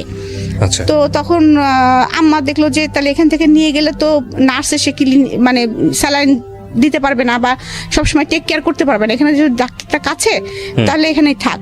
তো আমার স্যালাইন চলতেছে, করতেছে, কিন্তু আমার শাশুড়ি কিন্তু কখনো এসে আমার যে স্যালাইন চলতেছে করতেছে আমার পাশে বসা বা মাথায় হাত দেওয়া, বা আমার হাজবেন্ড ওই ঘরে ঢুকে না। হ্যাঁ, সে ডিস্টার্ব হবে দেখে সে তার মতো থাকে, রাত্রে স্যালাইন খুলতে হবে, করতে হবে, অনেক ঝামেলা। এগুলো আমার ছোট নোট থাকে আমার পাশে, মাঝে মাঝে আমার শ্বশুর একটু দেখাশোনা করেন। আর দেখা যাচ্ছে যে ওই যে সার্বক্ষণিক যে নার্সটা ছিল উনি দেখাশোনা করতেন, কিন্তু আমার বমি কিন্তু কখনোই অফ হয় নাই। তো এর মধ্যে আমার আবার একটু ব্লাড যাচ্ছে, আচ্ছা, একটু রিস্কি যে ব্যাপারটা, হ্যাঁ ব্লাড যাচ্ছে। তখন আবার এইটা আবার ডাক্তার ভাইকে বলা হয়, তখন ডাক্তার ভাই আর কি বুঝছে ব্যাপারটা, বরাবর বলছে আসলে ও নিতে পারছে না মনে হয় শরীরে, ওর শরীর এই বয়সে এটা ও নিতে পারছে না। তারপর যাই হোক এরকম বলার পরে তারপরেও আপনারা যখন চাচ্ছেন চাচিমা আমি ট্রাই করব, আমি 7 দিন একটা ইঞ্জেকশন দিব, সকাল বিকাল দিব, এটা যদি টিকে গেল তো টিকে গেল আলহামদুলিল্লাহ, না হলে কিন্তু আমাদের এস্টিম পয়েন্টে যেতে হবে, এটা ডিসিশন নিতে হবে। তখন আমার মা, আমার তো একদম তখন মনে করেন বিছনা থেকে ওঠা নিষেধ, একদম বেড রেস্ট। তো আমার মা, আমার শ্বশুর বাড়ির যেরকম পরিবেশ, আমার মা যে আমার কাছে থাকবেন সেটাও পারতেছেন না। হ্যাঁ, কারণ কি কথা শোনাবে কে, মানে ওরা খুব কথা শোনাতেন, এটাই হচ্ছে প্রবলেম। মানে আসলে খুব কথা শোনাতেন, এখনো তাদের সেই স্বভাবটা আছে আর কি। তো ওই ভয়তে আমার মা আবার খুব বললাম না যে চুপচাপ, আম্মা তো অত মানে কথা পছন্দ না আর কি তার। তো এই অবস্থায় যাই হোক আমার আস্তে আস্তে আমি ওই সিচুয়েশনটা পার করছি কোনো রকম 7 মাস চলে গেছে আর কি। যাওয়ার পরে তারপরে 7 মাসের পরে আমাকে আমার বাবা মা এসে আমাদের দেশে একটা আনুষ্ঠানিকতা করে, সাথ দেয়। সেটা করে অনেক অনুষ্ঠান করে শ্বশুরবাড়ির লোকদের কাপড় চুপড় দিতে হয়, তারপরে ওই খাসি টাসি, তারপরে এই যে মাছ টাছ অনেক কিছু দিতে হয়, কি কি দিতে হয় আমি অত জানতাম না তখন। সেগুলো দিয়ে আমার বাবা মা অনুষ্ঠান করে নিয়ে আমাকে নিয়ে গেছেন। তখন আমার বাবার আবার পোস্টিং ছিল মাগুরাতে। মাগুরাতে নিয়ে গেছেন। মাগুরাতে নিয়ে যাওয়ার পর যখন আমার 2 মামা শুনেছে যে আমি এরকম অবস্থা, তখন আমার 2 মামা তাদের আবার নিজেদের প্রাইভেট কার ছিল, তো তোমরা মানে খুলনায় থাকতো, খুলনা থেকে মাগুরা তো বেশি দূর না, তো চলে এসেছে আমাকে দেখার জন্য। এসে তো চিল্লাপাল্লা, বুধ এটা কি হলো, আর তোমরা মাগুরায় আনছো কিভাবে, হয় কুষ্টিয়া রাখতা। তো তারপরে যাই হোক আমার মামারা আমাকে খুলনাতে নিয়ে যায় এক প্রকার জেদ করে, কারণ মামাদেরও কোনো মেয়ে ছিল না, 2 মামারই 2টা করে ছেলে। তো ওখানে যে আমার হাজবেন্ডের পোস্টিং তখন আবার বাগেরহাট, আচ্ছা, তার জন্য একটু সুবিধা। তো যাই হোক আমার বেবিটা হলো, মানে আমি বেবিটা হতে যে অনেক কষ্ট পেয়েছি। বেবিটার ওয়েট অনেক বেশি ছিল, মানে কারণ আমার বেবিটা কিন্তু এখনো 5 ফিট 5 ইঞ্চি 5.5 ইঞ্চির উপরে লম্বা। আচ্ছা, আমার ফার্স্ট মেয়ে। ওকে, যিনি এখন নর্থ সাউথে পড়ছে। জি জি, ওকে। সো প্রিয় শ্রোতা, আমরা এখানে একটা বিরতি নিতে চাই। কোথাকার গল্প কোথায় গিয়ে ঠেকেছে সেটাই হচ্ছে দেখার বিষয়। আমরা আরো আধা ঘন্টারও বেশি সময় আপনাদের সঙ্গে আছি, এবং আপনারা যা ভাবছেন গল্পটা লেগেছিল আর কি, এটাই স্বাভাবিক, কষ্ট লাগাটাই স্বাভাবিক। হ্যাঁ, আমি বাচ্চা মানুষ করতে তখন তো অত এক্সপার্ট না, তা আম্মাদের ওখানে বেশি থাকতাম, কখনো শ্বশুরবাড়ি যেতাম, কখনো আম্মাদের ওখানে থাকতাম। তো এরকম করতে করতে সময় যাচ্ছিল, কিন্তু হচ্ছিল কি আমি শ্বশুরবাড়ি যখন থাকছিলাম তখন তো আমার ননদদের আরো বিয়ে হয়েছে, সবারই বাচ্চা কাচ্চা আছে। আমার বাচ্চাটা যদি একটু ভুল করে ফেলতো বা একটু অন্যায় করে ফেলতো, আমি কেন জানি তখন যেন খুব ক্রেজি হয়ে গিয়েছিলাম। আর আমার হাজবেন্ড তো বাসায় থাকতো না, আমি শ্বশুরবাড়ি থাকতাম। আমার লেখাপড়া কিন্তু তখনও কন্টিনিউ। হ্যাঁ, আমি কিন্তু তখন অলরেডি পড়তেছি, হ্যাঁ পড়তেছি, বাচ্চা সামলাচ্ছি এবং সংসার, তখন কিন্তু আমি পাকা গৃহিণী হয়ে গেছি। এবং এরকম করতে করতে আমি যখন মাস্টার্স পরীক্ষা দিব আর কি, ফাইনাল দিব, আমার বড় মেয়েরা ছোট মেয়ের বয়সে ডিফারেন্স হচ্ছে 4.5 বছর। তখন আমি সেকেন্ড বেবি কনসেপ্ট করি। তো তখন সেকেন্ড বেবি কনসেপ্ট করলে তখনও সবাই খুব খুশি হয়ে যায়, কিন্তু আমি খুশি হই না। এবার আমি আর খুশি হই না। এবার আমি বুঝে গেছি মাতৃত্বের কি কষ্ট, আর আমি বুঝে গেছি যে সংসারে আমার কি অবস্থান। এর মাঝে আর একটা কাহিনী আমি বলি। আমার ছোট ননদ যেটা আর কি, যেটা আমার খুব ভালো সম্পর্ক ছিল, তো সেটা সাথে আমার ফুফাতো ভাই, মানে ওরা রিলেশন ছিল, ওরা চলে যায় দুজন আর কি। আচ্ছা, এটা ফ্যামিলি থেকে না বলে চলে যায়, এবং দোষটা সম্পূর্ণ আমার ঘাড়ে পড়ে যে আমি তাদেরকে বের করে দিয়েছি, যেটা হয় আর কি। এবং এটা নিয়ে অনেক গ্যাঞ্জাম হয় ফ্যামিলিতে, অনেক কিছু হয়। আমাকে আমার হাজবেন্ড মারধরও করে। হ্যাঁ, তারপরে একটা টাইমে আমার বাবা কিন্তু আমাকে নিয়ে আসার মানে ওরা আমাকে আর রাখবে না, ওদের মেয়েকে ফেরত না দিলে, মানে এরকম ফ্যামিলি আর কি ট্র্যাজেডি চলতেছে। আমার হাজবেন্ড আমাকে মিনিমাম মনে হয় 6 মাস দেখতে আসেনি, আমার বাচ্চাটার কোনো খোঁজ নেয়নি, কোনো কিছুই করেনি আর কি, সোজা কথা। তো তার মধ্যে আমার বাচ্চাটা, আমি মা বাবার কাছেই ছিলাম। তো এর মধ্যে তারা উকিল নোটিশও কিন্তু পাঠিয়ে দিয়েছিল যে আমাকে ডিভোর্স দিবে। হ্যাঁ, কিন্তু আমার বাবা খুব আপসেট হয়ে গিয়েছিল তার মধ্যে, যে ডিভোর্স দিবে এরকম একটা বিষয়, আমি যেটার জন্য এতদিন মানে এত কষ্ট করে মেয়েকে সংসার করাচ্ছি। তারপরে এইভাবে যাই হোক, থার্ড পার্সন মিলে সবকিছু মিলে একসময় যায় আবার জোড়াটা লাগে আর কি, কোনোভাবে এনি হাউ জোড়াটা লাগে। এর মধ্যে আরো তো মনের ভিতরে বিষ ঢুকে গেছে আমার অলরেডি, যেই লোকটা আমার 6 মাস খোঁজ নিল না, আমার বাচ্চাটাকে একবার দেখতে আসলো না, আমি তো কিছুতেই ওর সাথে উকিল নোটিশ পাঠিয়েছিল, এটা আমি জানতাম না। তো হঠাৎ করে তাদের যেভাবে ফ্যামিলি মিউচুয়ালের মধ্যে যখন আসলো, তখন আমার শ্বশুর বললো যে আপনারা নিয়ে গিয়েছেন, আপনারা দিয়ে যাবেন। এবং আমি সেই দিনটার কথা আমি কখনোই ভুলব না, যেদিন আমার ননদ চলে যায়, সেদিন আমাকে সারাদিন ঘরের মধ্যে আটকায় রাখা হয়েছিল, কিছু খেতে দেওয়া হয়েছিল না, এবং আমাকে আমার হাজবেন্ড মারধরও করেছিল, এবং সেই সাথে আমার বাচ্চাটাকে আমার কাছে দেওয়া হয় নাই সারাদিন। তো ওই অবস্থায় যে অনেক কিছু হয়েছে, অনেক সেটা আমি এখন এত বিস্তারিত হয়তো বলতে পারছি না, মানে কিভাবে গিয়েছে আমি বলতে পারবো না। অনেক কষ্টে ওখান থেকে আমার বাবা ভাই আমাকে অনেক কষ্ট ওখান থেকে নিয়ে আসে আর কি। এবং আমি এক কাপড়ে চলে এসেছিলাম, আমাকে ওরা কোনো কাপড়, খালি পায়ে এক কাপড়ে আমার বাচ্চাটা সহকারে, বাচ্চাটাকেও দিচ্ছিল না তারা। অনেক কষ্টে আমি ওখান থেকে আমার বাবা মাকে বের করে নিয়ে চলে আসার পরে তো অনেক দিন এই যে ওরকম বাবা বাড়ি থাকলাম, করলাম। তার মধ্যে আমি আবার ট্রান্সফার হয়ে আমি যশোরে, তখন বাবার পোস্টিং, তো তখন যশোরে আমাকে ভাই আমাকে মাস্টার্স ভর্তি করে দিয়েছিল। যে আমি তখন মাস্টার্স করতেছি, প্লাস সেই সাথে আমি হচ্ছে মানে আপনার মাস্টার্স করতেছি, সেই সাথে আমি কম্পিউটার শিখতেছি। কম্পিউটার শিখতেছি, তো আর বাচ্চাটা নিয়ে লাইফ লিড করতেছি এবং মনে মনে একটা সিদ্ধান্ত নিয়ে ফেলছি। তখন তো একটু ম্যাচুরিট হয়ে গেছি যে আসলে তো ওর কাছ থেকে কোনোদিন ভালোবাসা পাইনি, ওর কাছ থেকে আমি এটাই আশা করতেছিলাম যে হয়তো এরকম ব্যবহারই সে আমার সাথে করবে, তো আমি আমার বাচ্চাটাকে নিয়ে আমি এক প্রকার চলবো আর কি, এরকম একটা চিন্তা ভাবনা করতেছি। আর আমাকে যথেষ্ট সাপোর্ট দিত বাবা মার, সবসময় মন টন খারাপ থাকতো যে ফ্যামিলিতে যেহেতু এরকম কাহিনী হয় নাই, আর সেহেতু সব জায়গাতে কথা টথা হচ্ছিল, অনেক ঝামেলা চলতেছিল অলরেডি ভিতরে, তো বাবা মা ওইগুলা টেক কেয়ার করতেই মানে হাত ধরে যাচ্ছিল বাবা মার আর কি। আর এইদিকে হচ্ছে আমার বড় ভাই আমাকে একদম ফুল সাপোর্ট দিচ্ছে যে না, আমি তোমাকে যেতে দিব না, তুমি পড়ালেখা শিখো, মানুষ হও, আমার একটা ভাগ নিয়ে আমি পালতে পারবো, তুমি ওটা নিয়ে টেনশন। এমনকি আমার মেয়েটা মানে আমার বড় ভাইয়ের কাছে ঘুমাতো, খেত, মানে ওর বড় মামাইও যান, মানে ওকে আমার কাছে দিত না বড় ভাই, এরকম। আচ্ছা। তো এইভাবে থাকতে থাকতে হঠাৎ করে কি একদিন ডিসিশন হয়, আমরা ঈদ করতে বাড়ি গেছি, হঠাৎ করে আমার বাবা আমাকে ডেকে বলে যে তুমি মা, তোমাকে ওই বাড়িতে যেতে হবে। আমি বললাম কখনোই না আব্বা, ইম্পসিবল, আমি ওই বাড়িতে সংসার করতে পারবো না এত কিছুর পরে, আর ওরা আমাকে মেরে ফেলবে। আমার মনের মধ্যে ভয় ঢুকে গেছে যে ওরা আমাকে মেরে ফেলবে। তখন আমার বাবা আমাকে জড়ায় ধরে কান্না করে বলতেছে যে মা, তুমি কি আমাদের, তোমার চাচার, আমার সবার কি মৃত্যু মরা মুখ দেখতে চাও, নাকি তুমি তোমার সুখটা বেছে নিতে চাও? তো অবভিয়াসলি তখন মানে কি মনে হয়েছে আমি জানি না, কারণ বাবাকে আসলে তো আমি খুবই ভালোবাসতাম, আমি মানে এখনো ভালোবাসি। স্ট্যান্ড বাই, আমাকে যদি কেউ বলা হয় তো আমি আমাকে যদি বাচ্চাদের নামও বলা হয় তবু বলবো আমার বাবাকে আমি বেশি ভালোবাসি। এবং আল্লাহর কাছে আমি মাঝে মাঝে এমনও বলি যে আল্লাহ, যে আমার বাবা যেদিন মৃত্যু হয় সেদিন যেন আমারও মৃত্যু হয়। আর মানে একদম হোপলেস হয়ে যাই। আমি তখন বলি যে আমি যাবো বাবা, আমি বলি যে বাবা আমি যাবো, যাই হোক না কেন আমি যাবো। তো আমি যাই, এবং আমার শ্বশুরদের কন্ডিশন আমাকে নিতে আসবো না, আপনাকে দিয়ে যেতে হবে। তো আমাকে দিয়ে আসে আর কি। আসার পরে আমার অত্যাচারের মাত্রাটা মানে আপনারা ইমাজিন করে নেন, আরো চরম আকারে পৌঁছায়।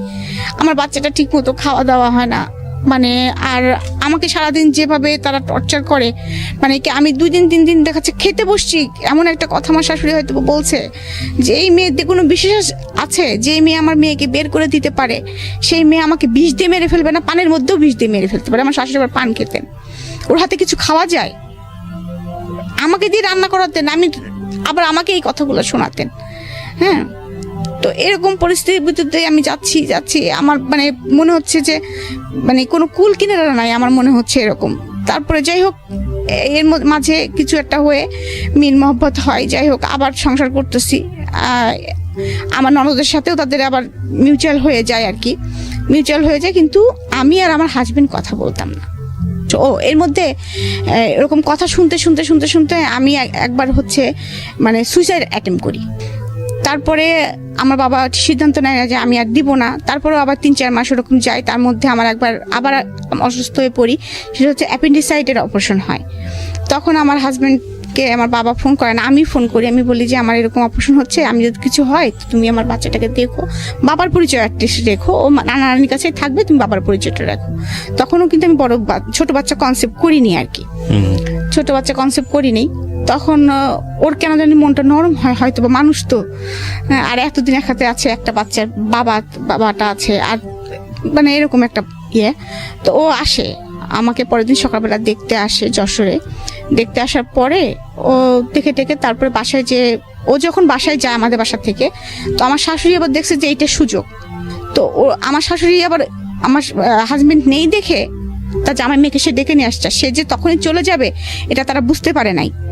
আমার হাজবেন্ড বাসায় ঢুকে দেখতেছে যে বাসায় তার মানে আমাকে নিয়ে গেছে, নিয়ে যায় আমরা দুজনে বাসার মধ্যে ঢুকতেছি, এবং রাস্তায় কিন্তু আমাকে বলতেছে বারবার যে তুমি কিন্তু যাই বাবা মার কাছে মাপ চাবা, তুমি কেন সুইসাইড অ্যাটেম্প করতে গেছিলা, এটার জন্য তুমি মার কাছে মাপ চাবা, আমরা বিপদে পড়তাম না, এরকম ভাবে আমাকে বোঝাচ্ছে আর কি। তো যাই হোক আমি ঢুকেই আমি বলছি ঠিক আছে মার কাছে আমি মাপ চাবো। হ্যাঁ, আমি গেছি, যাওয়ার পর ঢুকতেই দেখি যে ওরা আমাদের বাসায়। তখন বাসার পরিস্থিতি আরও অন্যরকম হয়ে যায়। তখন হয় কি আমার হাজব্যান্ড ফুল ক্রেজি হয়ে যায় আমার থেকে, আমিও ভাইলেন্ট হয়ে যাই, সেও ভাইলেন্ট হয়ে যায়, যে যার জন্য এত কিছু হইলো তারা কিভাবে এক্স্যাক্টলি, মানে তোমরা যদি মেনেই নিবা তাহলে এত কেন অভিনয় করলা তোমরা। আর আমার মেয়েটাকে আমার হাজবেন্ড বলতেছে আমার ছোট দুধের শিশুটাকে আমি কেন এত কষ্ট দিলাম, আমার ওয়াইফ কেন আমি এত কষ্ট দিলাম, আর সেটা তুমি করতে আমাকে, আমি বড় ভাই, আমাকে একবার বলছো যে ওরা আসতে চাইবে, ওদেরকে মেনে নেওয়ার দরকার, বা আমার শ্বশুর শাশুড়িকে এত হেয় করলা কেন, এত কথা শোনাইলা কেন তাদেরকে, কেন শোনাইলা আমাকে? তো এবারে অনেক ছোট করছো তোমরা। তাহলে এখন তো আমার তো শ্বশুরবাড়িতে কখনো তোমাদের যেতে হবে না, কিন্তু আমার তো যেতে হবে। তখন তো তারা যদি কথাটা বলে যে আমার মেয়ের তো কোনো দোষ ছিল না, তখন আমি কি বলবো, কি উত্তর দিব? তো এটা নিয়ে অনেক বাসার মধ্যে অনেক ক্যাচাল হয়, হয়। তারপরে আমার হাজবেন্ড সরাসরি জিজ্ঞেস করে যে হ্যাঁ, ওরা দুজন আবার খুব নমনীয় হয়, হয়ে আমার কাছে মাপ চাই, ওর ভাইয়ের কাছে মাপ চাই। তখন আমি একদম ভাইলেন্ট হয়ে বলি কি আচ্ছা তোরা যে বলছিস যে আমি তোদেরকে বের করে দিছি বাসা থেকে, আমি কি বের করে দিছি? আমি কি জানতাম কিছু? তখন ওরা আমাকে বলে কি যে, তখন আমার ছোট ননদ বলে কি না আমি আসলে এটা ক্রেজি ভাবে বলছিলাম, তখন আপনার উপর আমার রাগ হয়েছিল, কারণ এই কথাটা যখন বাসায় জানাজানি হয়ে যায় আপনি ভাইকে বলে দিছিলেন, ভাই আমাকে রাত্রে মারতে গেছিল, তো আমার উপর আপনার উপর আমার খুব রাগ হয়েছিল, আমি চিন্তা করছিলাম এটা শোধ তুলবো, সেই জন্য আপনার দোষটা দিয়েছিলাম। তা আমি তখন আমার হাজবেন্ড এটা শুনছে, শোনার পরে বলতেছে তুই এটা কাজ করছিস রনি। হ্যাঁ, যাই হোক এটা নিয়ে অনেক কিছু হয়, সব সত্য আর কি সামনে চলে আসে যখন, তখন যাই হোক আমার হাজবেন্ড একটু সফটনেস দেখায় এবং সে বলে যে আমি থাকবো না, আমি কাল সকালে আমার বউ বাচ্চা নিয়ে আমি চলে যাব। তখন আমার শ্বশুর খুব আপসেট হয়ে পড়ে, কারণ কুষ্টিয়া শহরে তাদেরকেও সবাই চেনে, আমাদেরকেও সবাই চেনে, সবাই জানে যে তার একটাই ছেলে বেটার বউ আলাদা থাকে, হ্যাঁ আলাদা বাসা ভাড়া করে থাকে, এটা একটা খুব খারাপ দেখা যাবে, এরকম একটা করে। তারপর অনেক বোঝানো শোনানোর পরে যাই হোক আমরা আবার ওই বাসাতেই স্টে করি। আমার হাজবেন্ডের তখন আবার পোস্টিং হয়ে যায় চুয়াডাঙ্গা। তো এরকম চলতেছে, ওদের সাথে ওরা আসে যায়, কথা করে। আমার ছোট ননদের সাথে আমি কথা বলতাম, আমার ভাইয়ের সঙ্গে কথা বলতাম না, কারণ আমার থিওরিটা এটা যে ও তোমার রক্তের না, ও আমার একটা ক্ষতি করতে পারে, তুমি তো আমার ভাই ছিলা, তুমি ফুফাতো ভাই হওয়ার যাই হও, তুমি তো আমার ভাই ছিলা, তুমি তো আমার এত বড় ক্ষতি করতে পারো না, তোমার সাথে আমি কথা জীবনেও বলবো না, আর তারপরে তুমি আমার বড় ভাই। তো যাই হোক মাস্টার্স করেছি, মাস্টার্স পরীক্ষা চলছে আমার, পরীক্ষা দিয়ে আমার মনে হয় যে আমার 11 তারিখে বাচ্চা হল না, আমার বাচ্চা হয়েছে 16 তারিখে, আর আমার মাস্টার্স পরীক্ষা শেষ হচ্ছে 11 তারিখে, মানে আমি ওই রকম অবস্থায় আমি পরীক্ষা দিয়েছি আর কি। তো আমার বাচ্চাটা পেটের মধ্যে খুব অসুস্থ হয়ে যায়, কারণ আমি 4 ঘন্টা বসে পরীক্ষা দিতাম, বাচ্চাটার মুভমেন্ট খুব কম হতো, মুভমেন্ট হতো না।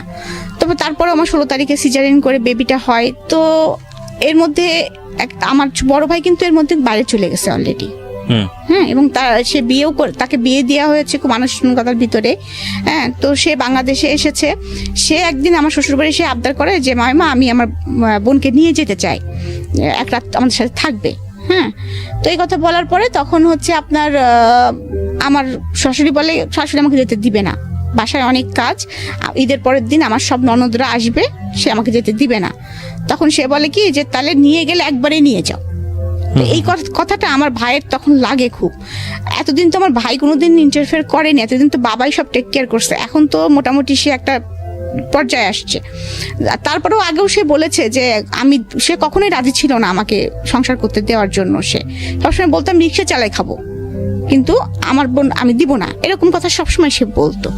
তারপরে যাই হোক সে মনে মনে একটা প্ল্যান করে ফেলে, সেটা বাবা মাকে বলে না, কারণ জানে বাবা মা বললেও হয়তো রাজি হবে না, আর আমার হাজবেন্ডকে বললেও রাজি হবে না। সে আমাকে বেড়াতে নিয়ে আসার নাম করে ঢাকায় নিয়ে আসে। তখন অলরেডি ঢাকায় আমাদের একটা বাড়ি কেনা আছে, সেটা হচ্ছে সেগুন বাগিচে। আমার ছোট ভাই ইস্ট ওয়েস্ট ভার্সিটিতে পড়ে, ও হচ্ছে ওই বাসাতে থাকতো। মাঝে মাঝে বাবা মা আসতো, ওকে একটা কাজের ছেলে ছিল, রান্না বাড়া করে দিত এরকম। তো ও আমাকে নিয়ে আসার পরে বলে যে আমি সবাইকে বলে যে আমি চলে যাব মার্কেটিং করার দরকার, তো রিমাকে ওই জন্য নিয়ে যাচ্ছি আমার 2 বাচ্চা সহকারে। আমিও জানি না ভাইয়া, আমি জানি যে মার্কেটিং করতে ঢাকায় আসতেছি। তো ভাইয়া এসে তারপরে বাবা মাকে আবার ফোন দেয় যে বাবা মা আমরা মার্কেটিং করবো, তো রিমার বাবু 2টা দেখবে কে, তোমরা দুজনে আসো দেখাশোনা করো, আমরা একটু মার্কেটিং করে বেড়াই। আব্বু আম্মু গাড়ি নিয়ে আসে আর কি, বাবা অফিস থেকে মানে শুক্র শনি তো এমনি ছুটি, তো আসার পরে তারপরে একদিন রাত্রেবেলা ফ্যামিলি মিটিং বসে, তখন ভাইয়া একদম সম্পূর্ণ বলে যে বাবা আপনি যা দেখতেছেন, যা সহ্য করছেন, এটা আমি সহ্য করতে পারবো না, এখন আপনি আমাকে খারাপ বললে বলেন, আমি অনেক নরম মানুষ, ভালো বললে বলেন, আপনি যা খুশি আপনি তাই বলেন, কিন্তু আমি যেটা এসে মানে দেখতেছি সেটা আমার অসম্ভব আমার পক্ষে দেখা। সেটা হচ্ছে আমার কাছে আমার বোনের শ্বশুরবাড়ি যে মনে হয়েছে যে ওয়ান কাইন্ড সে হচ্ছে কাজের বুয়া। এটা আপনার আপন ভাই বলছে? হ্যাঁ, ওয়ান কাইন্ড কাজের বুয়া। আর আমার বড় মেয়েটার রেজাল্ট ভালো ছিল না, কখনোই ভালো রেজাল্ট করতে পারতো না সে, মানে ওরকম মারধর খেত, সে একটু উল্টাপাল্টা ছিল, মানে মানে ওর জন্য কেমন ছিল একটু আর কি। যাই হোক, তখন বলতেছে, আর আমি দেখতেছি যে যেভাবে উপর থেকে দোতলা বাসা ছিল, যতবারই কোনো গেস্ট আসে আমার ভাগ্নি আসে গেট খুলতে, ওই ক্লপসিকেবল গেটটা খুলতে আসে আমার ভাগ্নি। তার মানে ওরা দুজনা ওই বাড়ির কাজের বুয়া।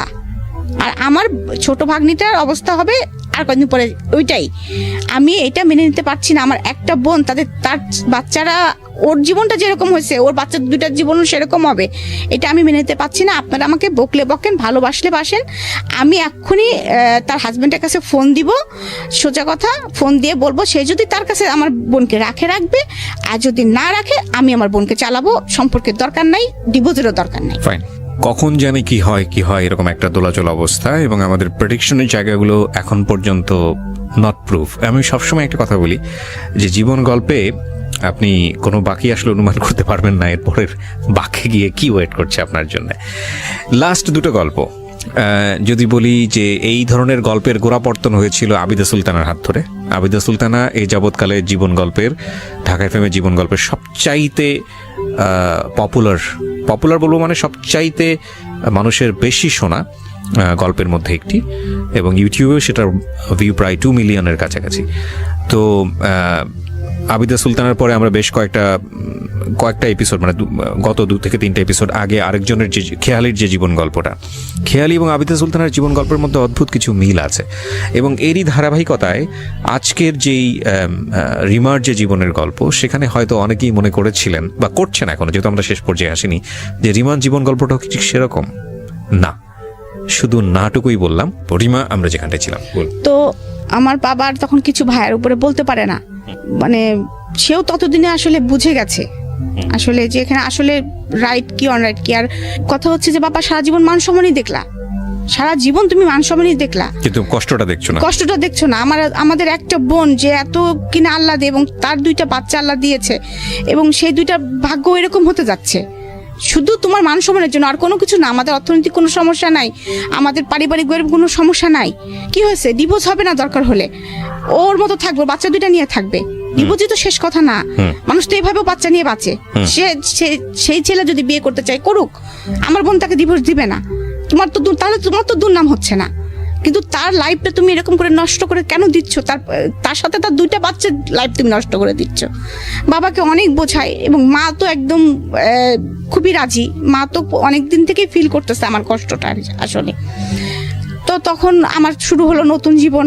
আমি তো ভয়ে আর শ্বশুর বাড়িতেও যোগাযোগ করতে পারতেছি না। আর এদিকে আমার ভাই তো ফোন করে আমার হাজবেন্ডকে বলছে যে আমার ভাগ্নিদের অলরেডি সে স্কুলে ভর্তি করে দিয়েছে, ফ্লোর স্কুলে ভর্তি, 2জনকে, একজনকে নার্সারিতে আর একজনকে ক্লাস 2-তে ভর্তি করে দিয়েছে। আর এদিকে আমার হাজবেন্ডকে বলেছে যে তুমি যদি, আগে থেকে জিজ্ঞাসা করেছে অবশ্য ফোন করে, যে তুমি যদি তোমার সঙ্গে রাখো আমাদের নো অবজেকশন, কিন্তু তোমার সঙ্গে যদি না রাখো আমার বোন তোমাদের বাড়িতে আর থাকবে না। আচ্ছা, ও ঢাকায় থাকবে এখন থেকে ওর বাচ্চা নিয়ে। তো এই কথা বলার পরে তুমি কি মতামত দিচ্ছ? তুমি যদি নাও তাহলে আমাদের কোনো কথা নেই। আমার হাজবেন্ড বলে যে সাতক্ষীরার অবস্থা ভালো না, সাতক্ষীরা নোনা এলাকা, আমার বাচ্চা 2টা অসুস্থ হয়ে যাবে, রিমা এসে এখানে শুট করতে পারবে না, আর এখানে অনেক মানে আমি এখানে নিয়ে আসলে ও পারবে না আর কি, সোজা কথা এই কথা বলে। আর কারণ সে কখনোই আসলে কোনো দায়িত্ব নিতে চায় না। আচ্ছা, এই জন্য সে সুন্দরভাবে কথা বলার পর আমার একটু রাগারাগিও করে যে তাহলে রিমা আব্বা আম্মার ওখানে অসুবিধা কি হচ্ছিল। হ্যাঁ, সে অসুবিধা তো তুমি খুব ভালো করে জানো, তোমাকে তো এক্সপ্লেন করার কিছু। আমার বাবার ভাইয়ের সাথে একটু আর কি রাগারাগি হয়েছে আর কি। তো আমার হাজবেন্ড 3 মাস রাগ করে আসেনি ঢাকাতে, আমাদের কোনো খরচও দেয় নাই। আর আমার তো কোনো সমস্যা এখানে হচ্ছে না আল্লাহর রহমতে, কারণ মা অলরেডি তখন 2টা কাজে মানুষ দিয়ে গিয়েছে।